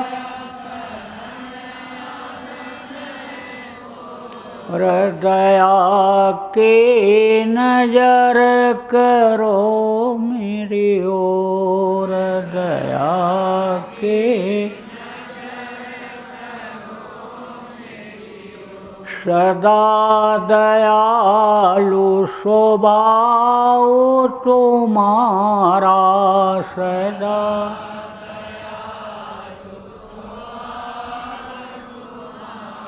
मेरी बेरिया कस भयऊ कठोर, मेरी बेरी हृदया के नजर करो मेरी ओर, दया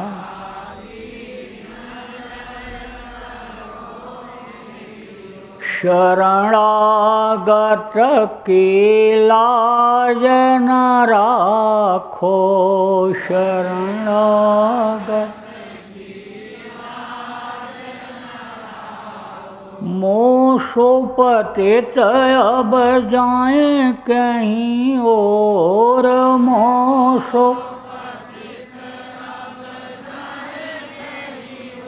हृदया के नजर करो मेरी ओर, दया के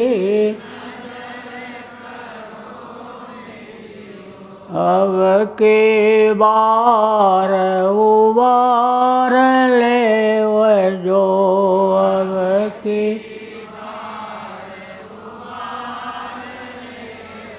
फिर न जरब पग यही मगोर, फिर न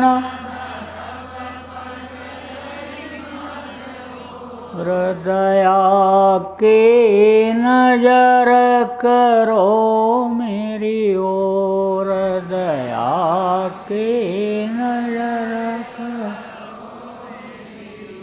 मेहर के नजर करो मेरी ओर, मेहर के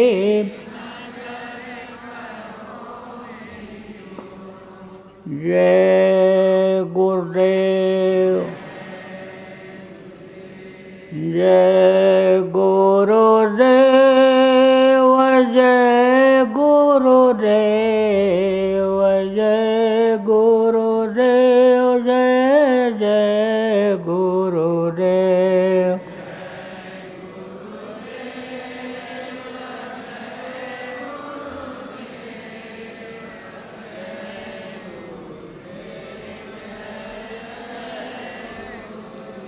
जय गुरुदेव, जय गुरुदेव, जय गुरुदेव, जय जय गुरुदेव।